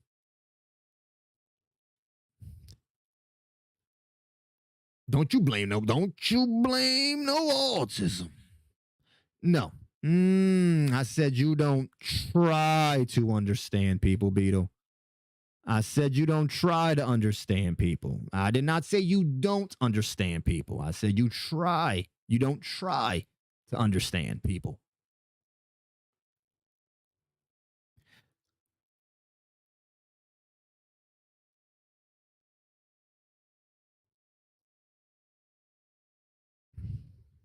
Do you take any vitamins or supplements? Are you not listening to me when I tell you that I got $10 in my goddamn account? You know how much vitamins cost? What are you talking about? No, I don't take any goddamn vitamins or supplements.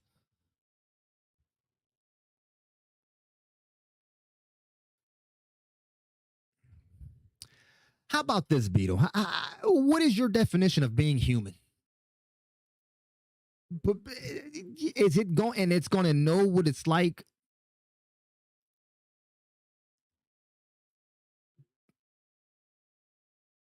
So more human than human.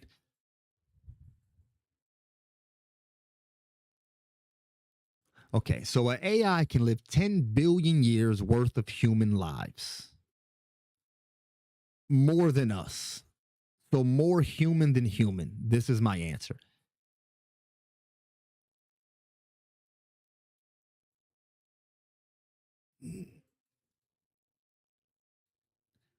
I hate to ask this question because it sounds like I'm kind of undermining what you're saying. How old are you? And I'm not trying to undermine what you're saying. I'm curious how old you are at this point. People sometimes when they, how much pain have you dealt with, Beetle? You don't have kids, do you? You don't have any kids, right? You don't have any kids. Have you ever had like a serious relationship? And I'm trying to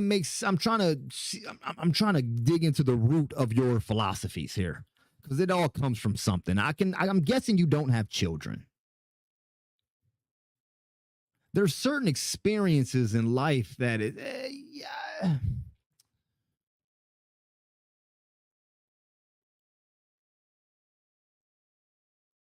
You have children?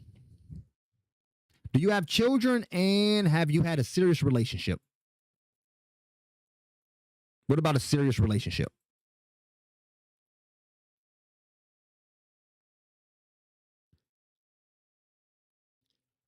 Plenty of serious. So you take nothing and we're not injected. And you, dude, I got the coronavirus like 12 times. Dude, I had corona like 3 or 4 times. You are pushing the human angle because you know that I'm a robot. My one weakness. Nice attack. No, Beetle. For one, I'm not trying to attack you. That's not what I'm saying. I'm trying to point out that your viewpoint seems purely analytical.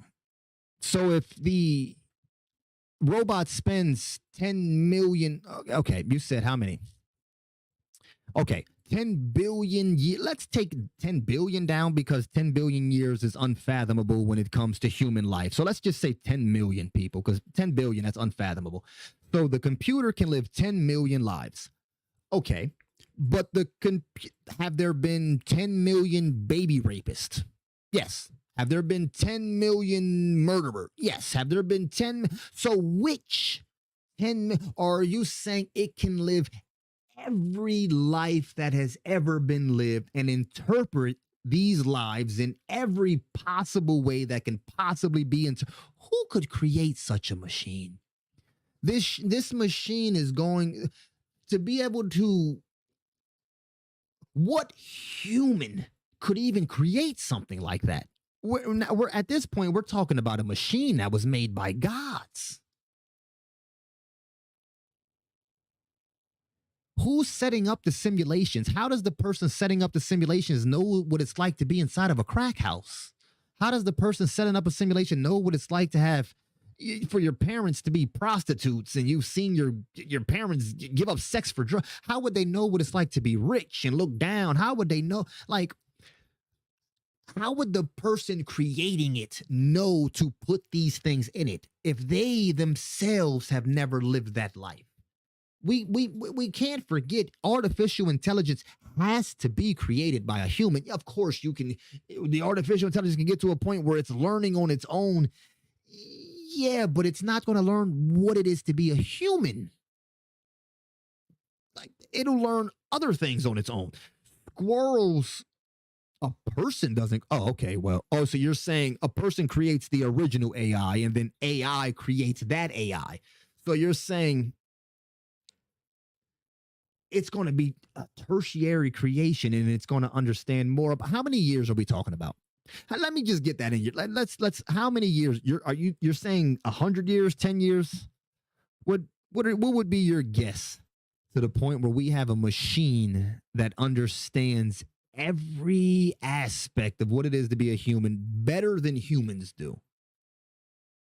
I'm not going to say a machine like that could never exist, but we would have to get to a point where we're using wormholes. And when we get to the point where we can tap into a wormhole, go to the future, to the past, when we understand wormholes and what is it, like a level 3 civilization, when we understand how to harness power from the sun, then yes, we will be at the point where artificial intelligence can do everything. But at that same point, by that time, we'll have chips in our body that's connected to the artificial intelligence. If we got that far. But even if we got that far, what about the poor people? See, this is what middle class always. We talk going to Mars. Are the poor people going to Mars too? Self-driving car. Are the poor people going to have self-driving cars? Because poor people still don't got a lot. There's places where people don't have food.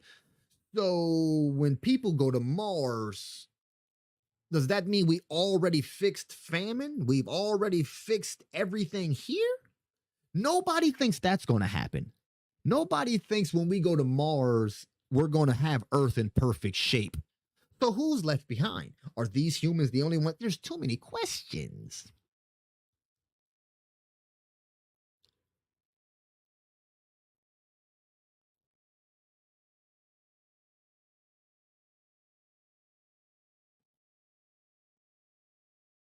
Are you God, Nathaniel? Who's who? No. I got the essence of the creation in me. I got the essence, but so do you, baby. So do you.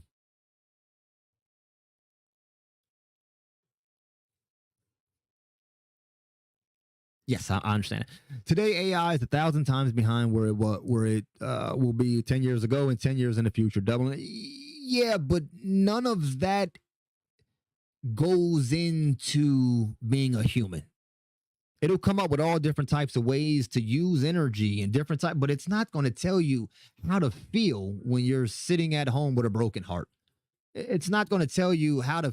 It's not going to be able to relate to knowing what you want to do in life and not doing it. It's not going to relate to these things. It's not going to relate to the illogical nonsense.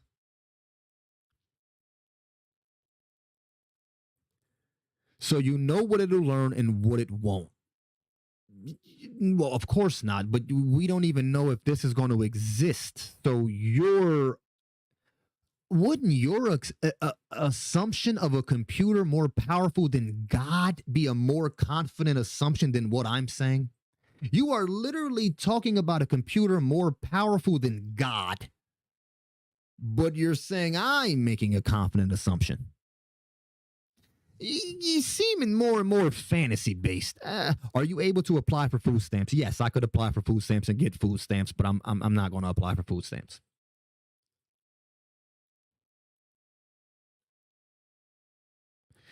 Yeah, but that's in a movie because humans don't study alien worlds, so we don't know how alien worlds would be studied. We can think we would check out rocks and all that, but wouldn't people really kind of just take over the land? Which humans? Because realistically, if we found an alien world that had humans or that had humanoid creatures, and we could mate with them, people would want to mate. People would want to kill them. People would want to bring them here.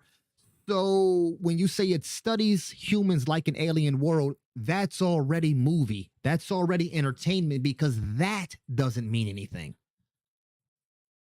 So and why do humans study alien worlds? Because of a fascination, because of that urge to learn. Why would a computer have these desires? These desires come from childhood, come from how we deal with our pain. We start to imagine different ways and what the stars must be like just so we can get out of this body. Why would artificial intelligence?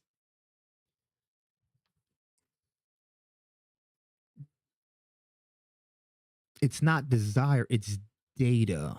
But I mean, you could say that about humans gather data through their desire. You don't have to personify AI, just understand its capabilities. Beetle,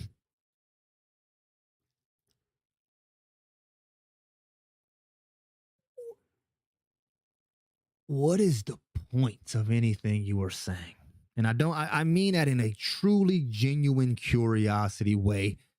So how the hell is talking about artificial intelligence that does not exist and we're on no verge of it existing count as facts?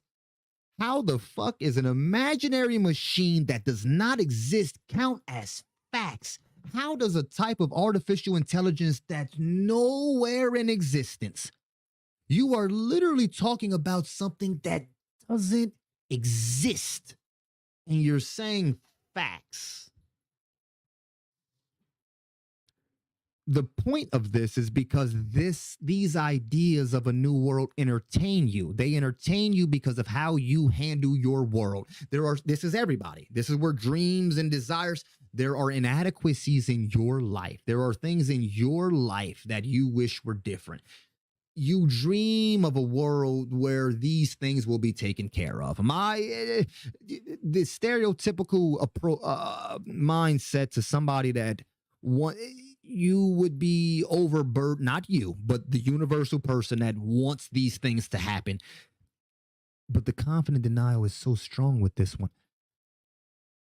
Beetle, what does that mean? You see it coming. I'm not. Beetle, I'm asking you questions you haven't asked. Beetle, scroll through our conversation. Look for a question mark. Sir, Beetle, scroll through our conversation and look for a question mark on your end. You haven't asked me one fucking question. And I'm scrolling to see if you've asked any questions to anybody. The only question is when you said, does what you just said make sense?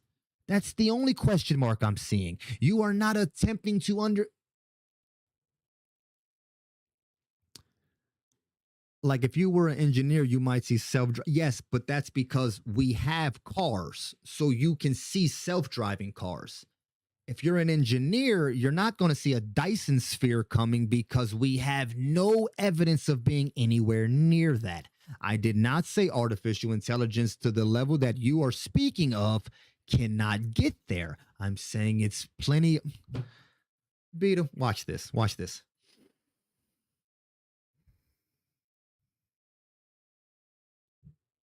That's a skill. When you say you hear my frustration, I can take a deep breath and gather that frustration because you don't seem to really be trying to understand me in any sort of way. I'm not done with it. I do desperately want to understand when you say self-driving car, like I everything you say, I'm taking it and I'm trying to examine that, but then you seem to switch it to something else.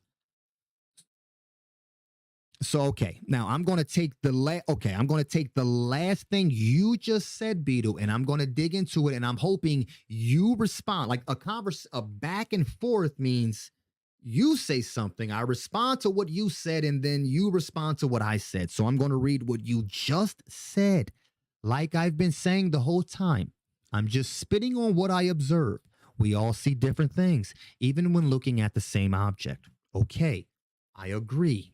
Now, with your metaphor about the cars, an engineer looks at a car, understands the information is already there. We already have autopilot on planes.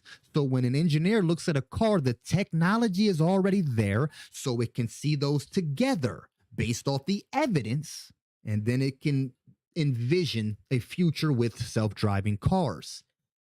What are you observing that is making you believe there is going to be a artificial intelligence that can do everything that you are listing?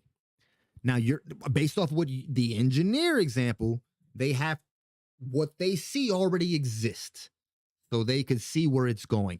What you are saying is in the future, this doesn't exist at all. We have what you are talking about is beyond artificial intelligence. It doesn't exist at all.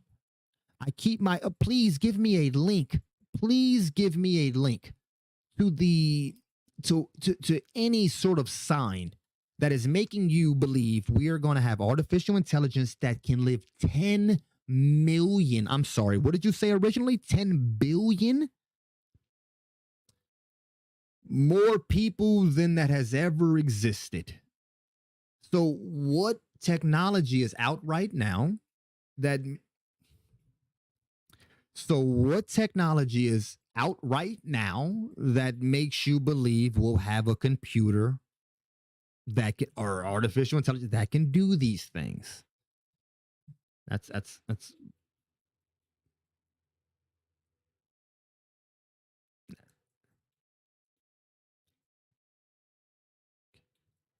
Beetle, do you notice how I'm asking you questions about what you are saying and you're not answering anything I ask you? Okay, so what piece of technology do you see? Because the engineer autopilot these. So what? Well, of course, Beetle. Of course, you're going to hear a new rejection. See, this is what I mean, baby. You want to say something and just.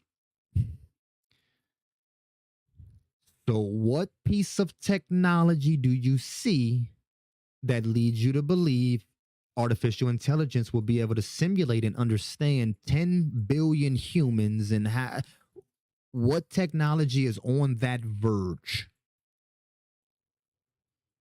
I've seen the Google robot. I've seen the thing that claimed it was lonely. I've seen all of that. But that I need the piece of technology that you're referring to as you keep your ear to the ground. So please send me the link on quantum computers that don't actually exist yet. Please send me the link that shows a quantum computer that can simulate 10 billion lives. Okay, please send me anything that backs up anything you're saying. You're talking about,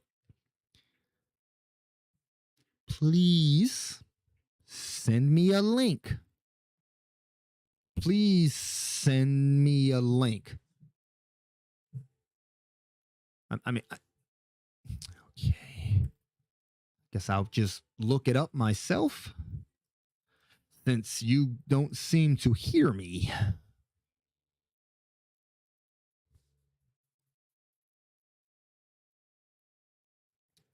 Okay.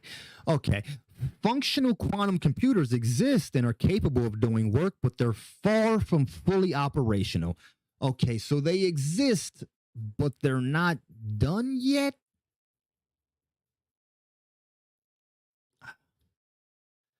Ooh.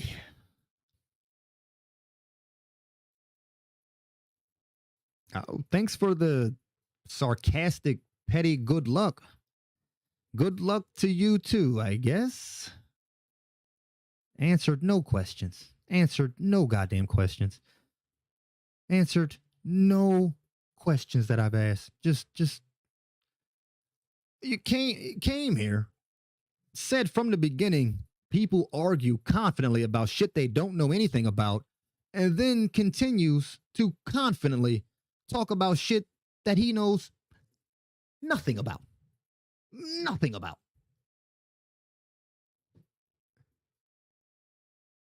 I answer every question given to me.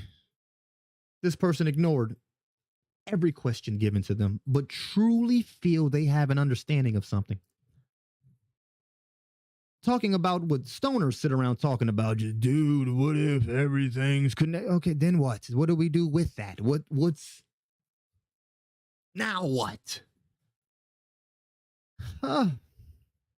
But that's why philosophy's dead. This is what I gotta do, people. That is why philosophy is dead.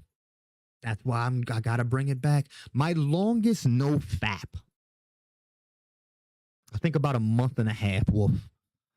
Yeah, but that wasn't intentional. I was just in a really dark place and didn't really even want to touch myself. So about a month and a half.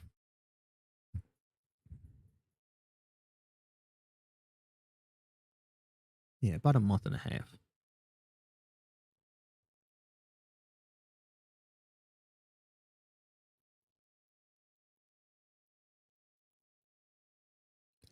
Did he?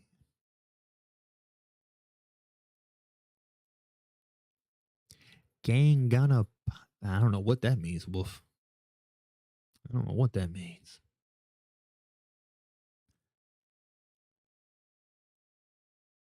What time?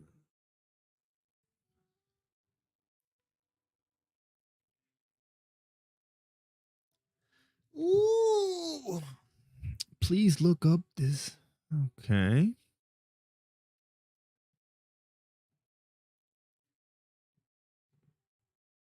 I am looking it up, but why do you want me to look this up?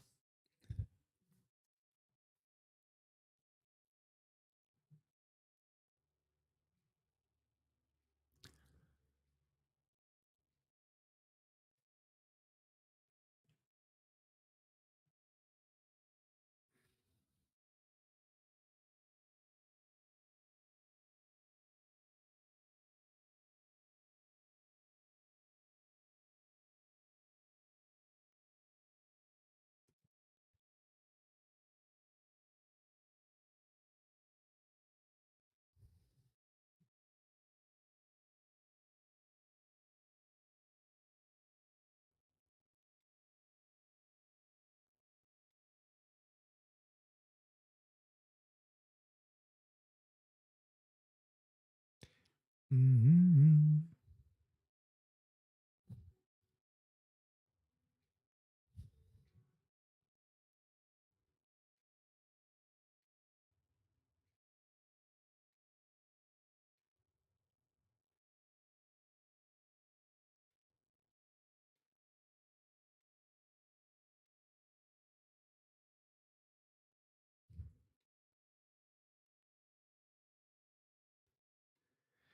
If you say it every day, you will get what you desire. I don't want what I desire, man. I don't want what I desire. I just want to follow at this point, Wolf. I just want to follow whatever source is telling me to do, baby. And right now it's just share. I just need to share. Walnut, what's up, baby?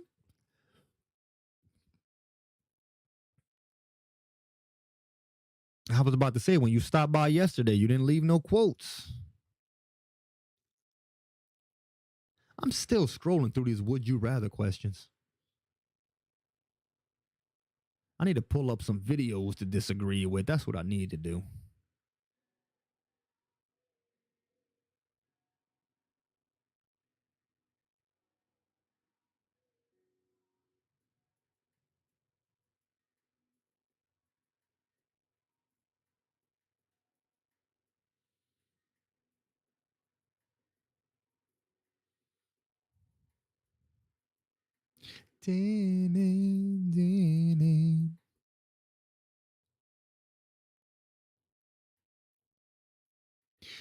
Ooh, my back, people, my back.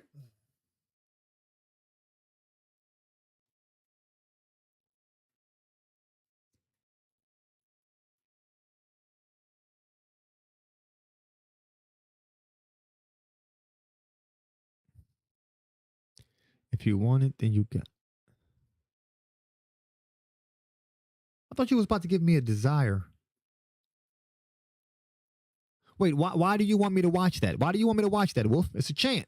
Why do you go just go chant it? What do you want me to watch that for? I'm not against chanting. I've done chants. I've done I can't even think of what the hell I've done. Different Brahmada, Sharupra. Is that what it's is that what it is? I've done a few different chants before. I'm aware of all of that. I'm not against any of that. I'm aware of all of that.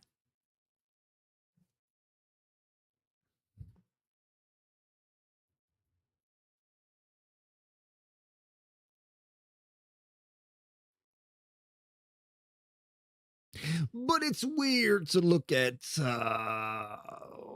I don't have an opinion on spiritual works like that. If it's something that you do and believe and understand the energy that you're manipulating when you do it, then it will have effects.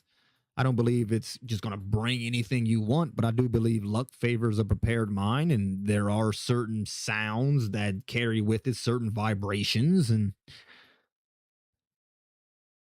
I and if it is a chant that's worthwhile, it would be something that I would like to listen to on my own. To pull up a chant right now kind of feels like going on a date in front of a bunch of people trying to get to know somebody. It's like it wouldn't be real. I would be listening to it with a different ear if I were to pull it up right now.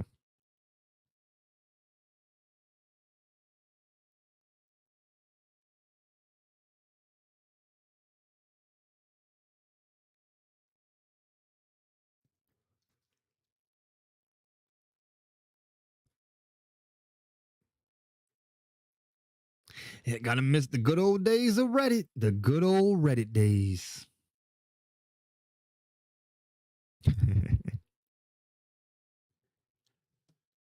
I'm going to start using what is it called, Stream Elements, but they make you pick between YouTube and Twitch, and I don't know which one I'm going to focus on. I usually have more people on,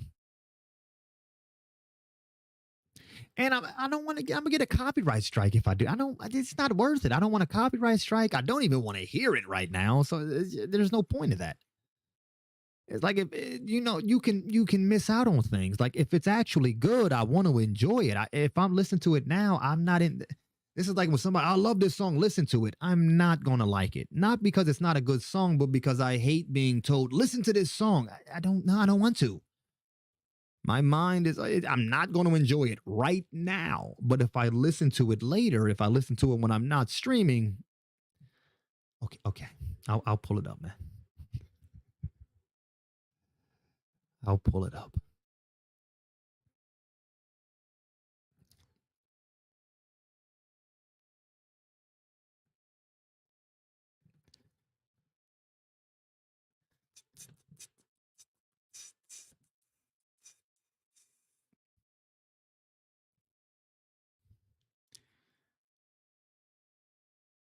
What, just this top one?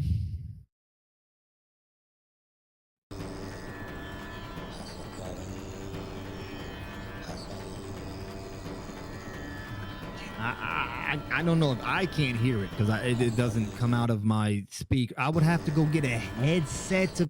No, just fucking no. I can't hear it out of my speakers. You can hear it. I would have to go get my headset, plug that in. It's no, fucking no, man. And I'm not cussing at you, Wolf. I'm more or less irritated at myself from being irritated. It's not in English. How would I have philosophical thoughts on it? Is it? It's not in English, is it? I mean, I couldn't hear it because I would have to get my earbuds and plug those in, but it didn't. It doesn't look like it's in English.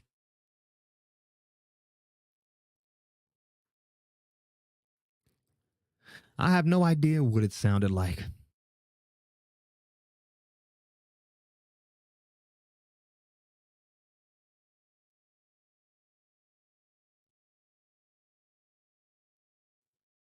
I'm even looking around to see if I got headphones in here. I don't. I don't. I keep feeling like I should listen to it though, just because like I'm going to. Oh man, I tell you, I hate when I go against myself. Hold on. Hold on.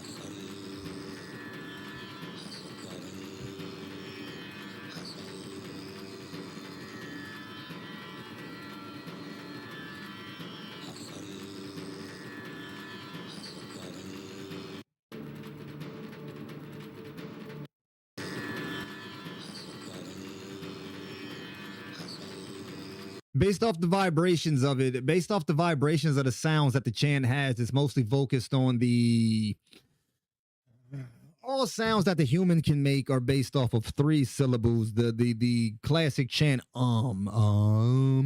that's three different sounds. Which works the lower half, the lower portion of the chakras. Then we have which works the middle, and then we have which works the top. That's a three syllable part.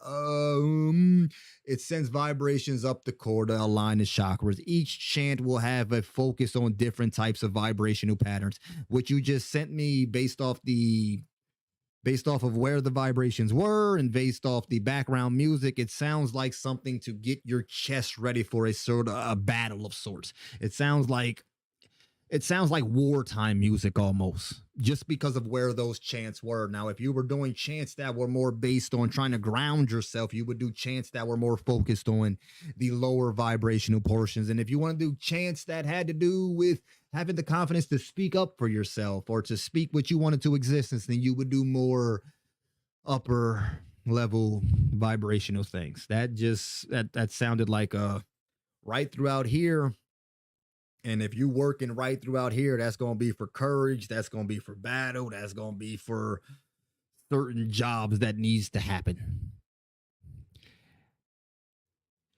And I can get hot chicks very easily, dude. I know how to communicate. That's the key to women. Knowing how to communicate. I know how to make women smile and laugh and think. I know how to make a woman feel sexy or insecure. But I know how to talk. Like you don't knowing how to talk can get you more women than a lot of things.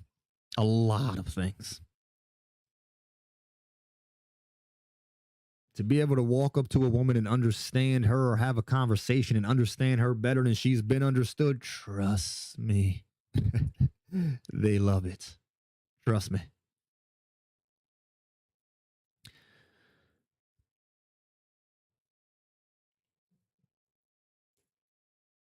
Well, yeah, I know. And I'm upset that I even listened to it because I could feel the primal nature to it. And I'm like, this is some shit that I need to be listening to before on the way to the gym or something, or not even on the way to the gym before I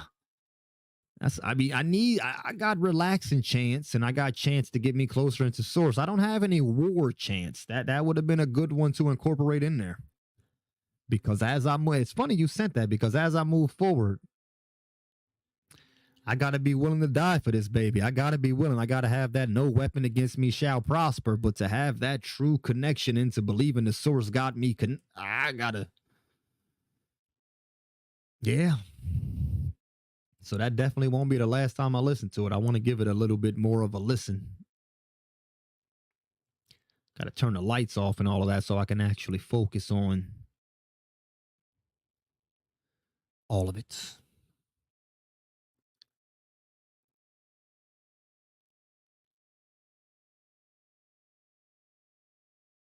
I would hope so.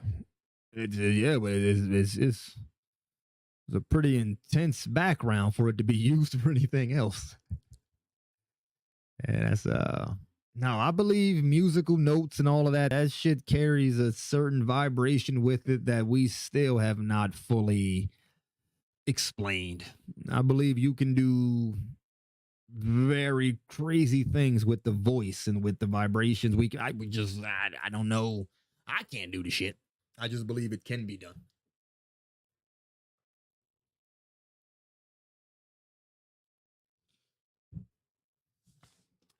Ah.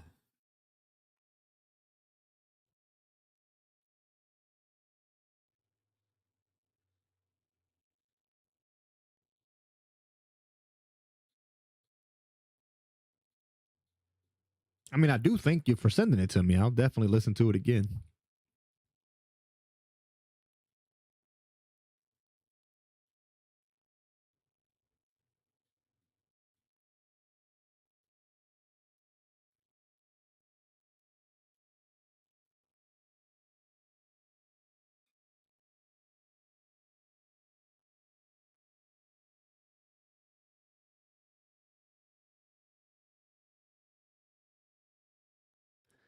I think I'm going to do the same thing, Wolf. I think I'm about to get out of here. What am I supposed to say? Hold on. I got to say the YouTube stuff. Smash the like button, subscribe. I don't know, man. Pretend I said all the YouTube stuff. Smash that like button. Make sure you subscribe and comment down below. Pretend I tried to market my channel to you and all of that because I do care. I do want you to come back for conversation.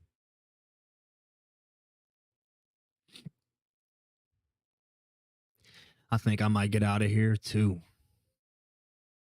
Because I just been sitting here scrolling through questions. Anybody got a question for me?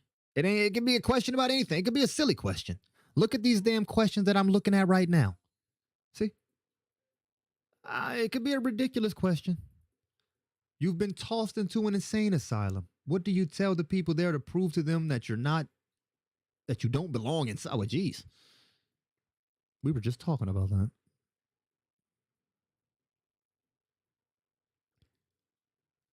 I think I'm going to just answer these questions. I don't feel like ending my stream yet. Like I said, I got to follow intuition, baby. Which one we going to pick? Let's go with um uh let's just scroll in wherever let's stop right here. Okay, we'll do this one.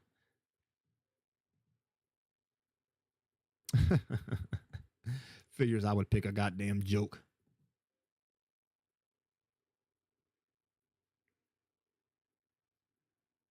I think, oh, these are supposed to be silly. Yeah, okay. So these aren't actually supposed to. I'm not. Well, let's dig into them anyway.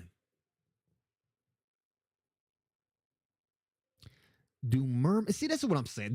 Y'all can ask me anything. I'm sitting here reading about do mermaids give birth to babies or eggs?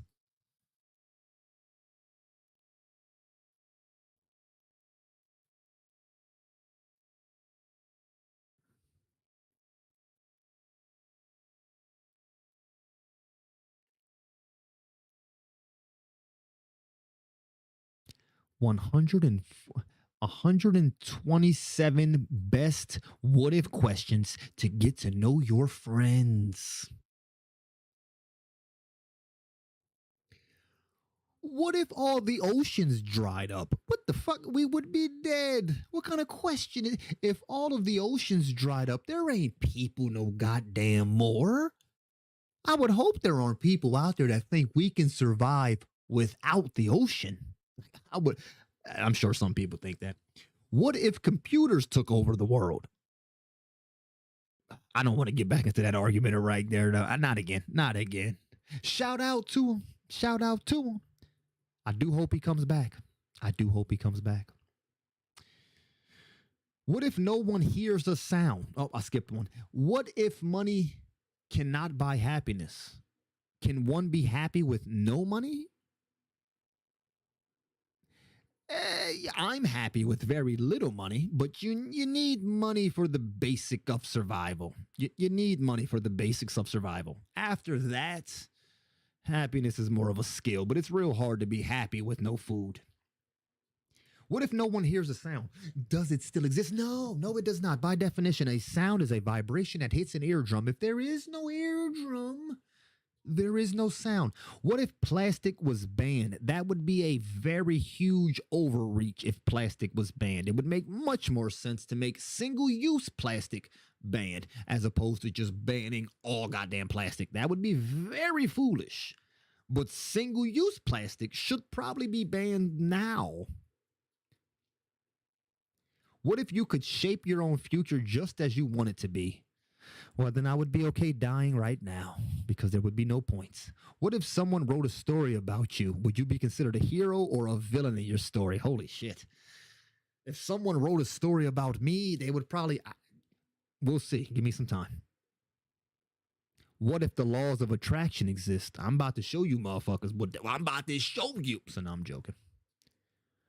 I'm joking, folks. I'm getting bored. I need some better questions. I need questions from people. What if the South won the Civil War? I don't know. Music wouldn't be as good. What if there was no electricity for a year? For anyone, then we would die. What if we can't have happiness without you can't have happiness without sadness? What if we found live dinosaurs on a remote island? People would try to either eat them, mate them together, or hunt them based off what people do. They would try to eat them, fuck them, have them fuck each other, or hunt them. That's what humans do anytime they find any group of life. You eat it, you fuck it, you get them to fuck each other, or whatever the last one that I said was, which I forgot already. What if you could change one thing? Come on, I ain't changing nothing about the fucking world. If you could find a cure for a disease, which one would you want to cure? What if you could have a free chip in your child's brain what the fuck? Yeah, I'll just let my kids be stupid. I ain't putting no fucking chip in their brain for what's the point of it anymore? Like,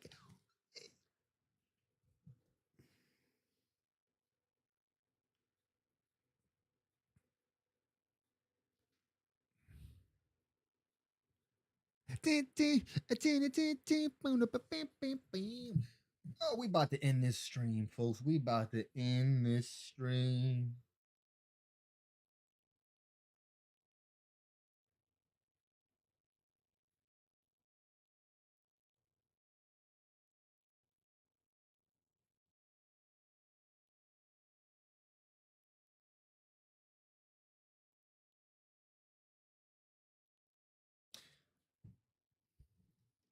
You know what? You know what?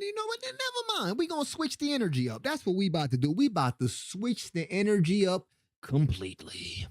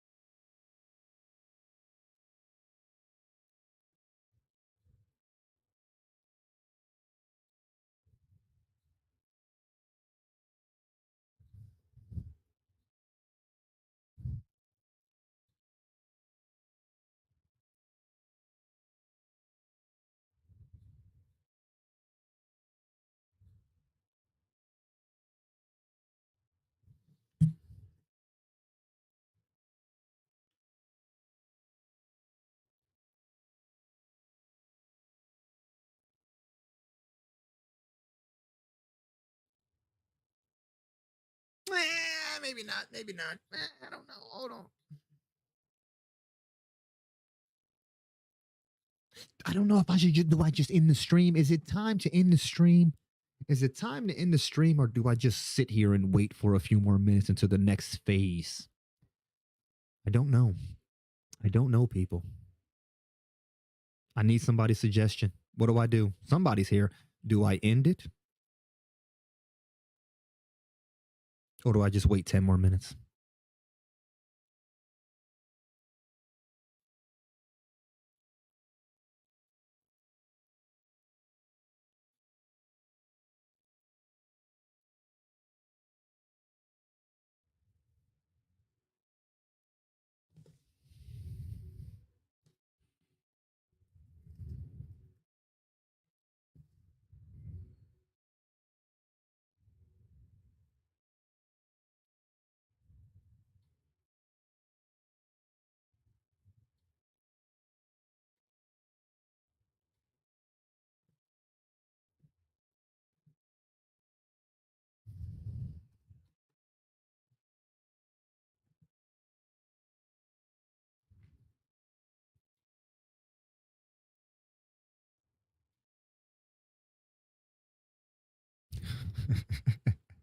I didn't know what that was, Fred. I didn't know what that was.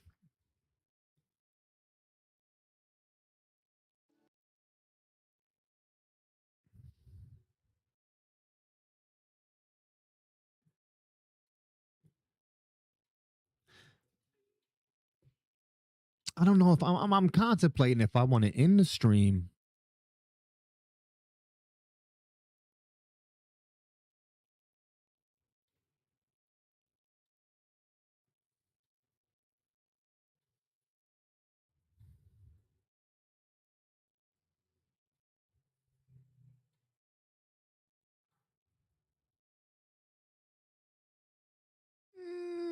Mm.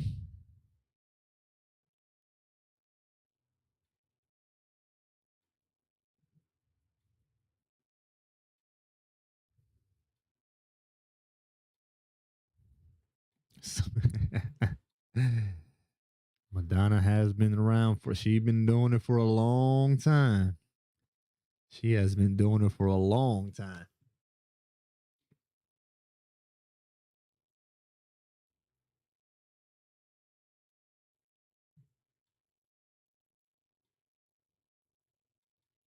What do I do, Fred? What should I answer more? I don't know what to do, Fred. Do I answer more questions? What do I do? I don't know. I don't know what to do, man. I feel like I done talked about everything I'm gonna talk about today. I don't know what to look up. I don't.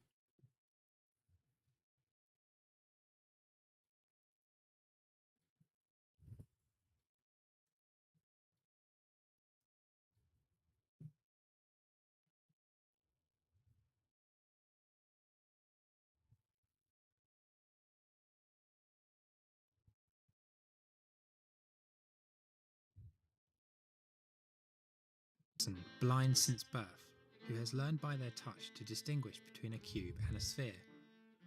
Imagine that this person has their eyesight suddenly restored and the same cube and sphere placed in front of them. Could they, just by looking at the two objects, tell which one is the cube and which is the sphere?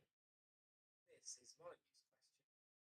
First proposed in 1688, it has divided philosophers and scientists for the last 300 years and is often considered as one of philosophy's unanswered questions. But with modern science able to cure some cases of congenital blindness, does Molyneux's question now have a definitive answer? Let's find out. This feels like an obvious yes, but I'm assuming I'm wrong in some sort of way. I mean, I have the desktop audio turned down pretty low, but that kind of feels like an. What's the goddamn answer? Okay, what's the answer? For many, Molyneux's question was no longer a thought experiment, but now had a conclusive answer. Some, however, criticised Chesterton's report, arguing that the boy's eyes had not fully recovered from the operation, or that there were other influencing factors, such as the patient's intelligence. So what about more modern reports? Cases of cure, however, it is more common in developing countries. What's the answer? What's the answer? Jesus Christ. When the object was first presented by touch and then visually, the ability to pick out the original object dropped dramatically to 58%, only slightly above the level of chance. Two of the participants were tested again within 7 days. One participant 5 months. Okay, I got you. I got you. I see. I see. I see what I was overlooking there. Yeah, I think I'm done, folks. I ain't talking about shit. We ain't got nothing going on. We ain't got nothing going on. We all done. Far Cry. That's a good one. You ain't wrong. You ain't wrong, Fred. I don't know if I should call you Fred, Walnuts. You got so many different names. Yeah. I just gotta follow my path, baby. Just keep following my path. Blah blah blah blah blah. I gotta figure out if I'm gonna commit to Twitch or if I'm committing to YouTube. Because for me to start using Stream Elements and taking that all to the next level, I got to commit to one of those two because Stream Elements only works on one at a time. So I don't know. But I'm done. I'm getting out of here. Oh, let's finish it with a hug like we always do. People, put your head on my bosom. I appreciate you, folks. You know I do. You know I do. Microphone hitting my damn glasses. I will see you next time. Tuesday is the only day that I guaranteed stream. Look at that. I was just about to get out of here. Oh, you were already here, Nick. I forgot about that. You were here at the beginning. You were here at the beginning. And now I'm about to get out of here. I'm the only one. Only one, man.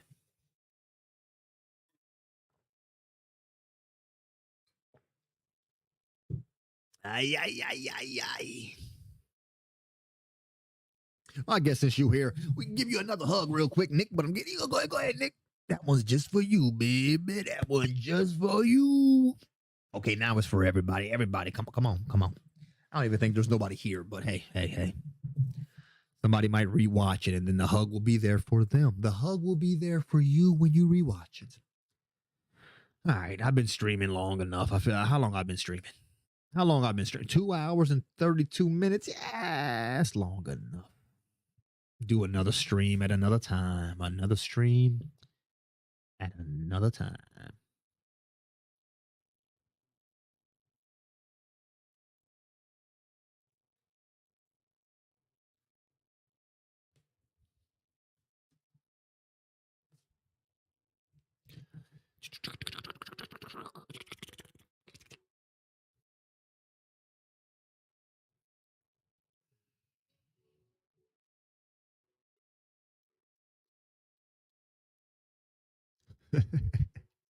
I saw your quote right as I was turning this off, Fred. Make sure you keep sharing them quotes with the world. They need them. They need them.